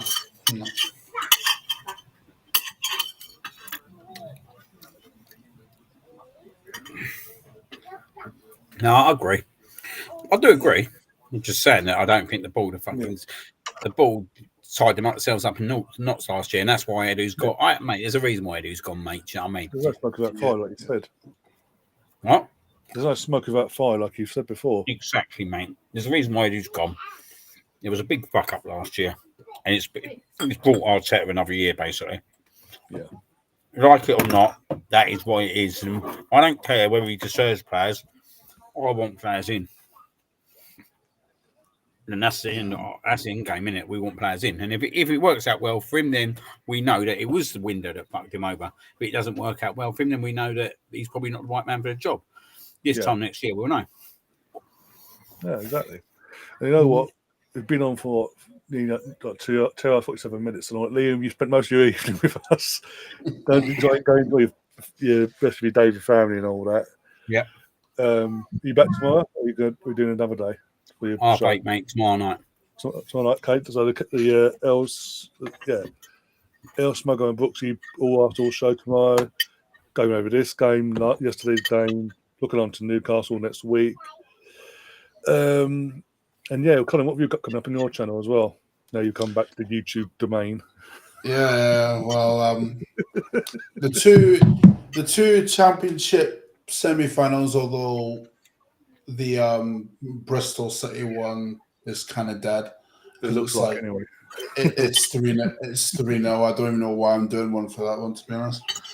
And then there's Sunderland Coventry, which will be interesting. Probably the most boring game of football that I actually watched on Friday night. I'm not even being funny. It was trash. I literally watched the first 20 minutes. I turned off. Oh, it was bad, mate. It was bad. I'm like, no, this ain't for me. I'm watching something else. No. It was, it was pretty damn bad. I'm not gonna lie. And then Wednesday's the Copa Italia final, so we'll see what happens with that. Yeah, but yeah, it's interesting. I just wish that Arsenal would win a fucking. How sad is it, right? That for as bad as Milan have been this year, they could still end up with a trophy. Mid-table with trophy. You've heard that one before. Yeah. Teams at the bottom. There's teams at the bottom end of the table that could end up with a trophy. Oh my god! Imagine finishing from bottom in the Premier League, but being Champions League next season potentially, or fifth from bottom. Bro, Tottenham have got 20 losses and they could end up with a trophy.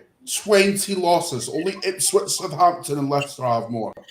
What's Man United's record? What's Man United defeat? Can't be much better.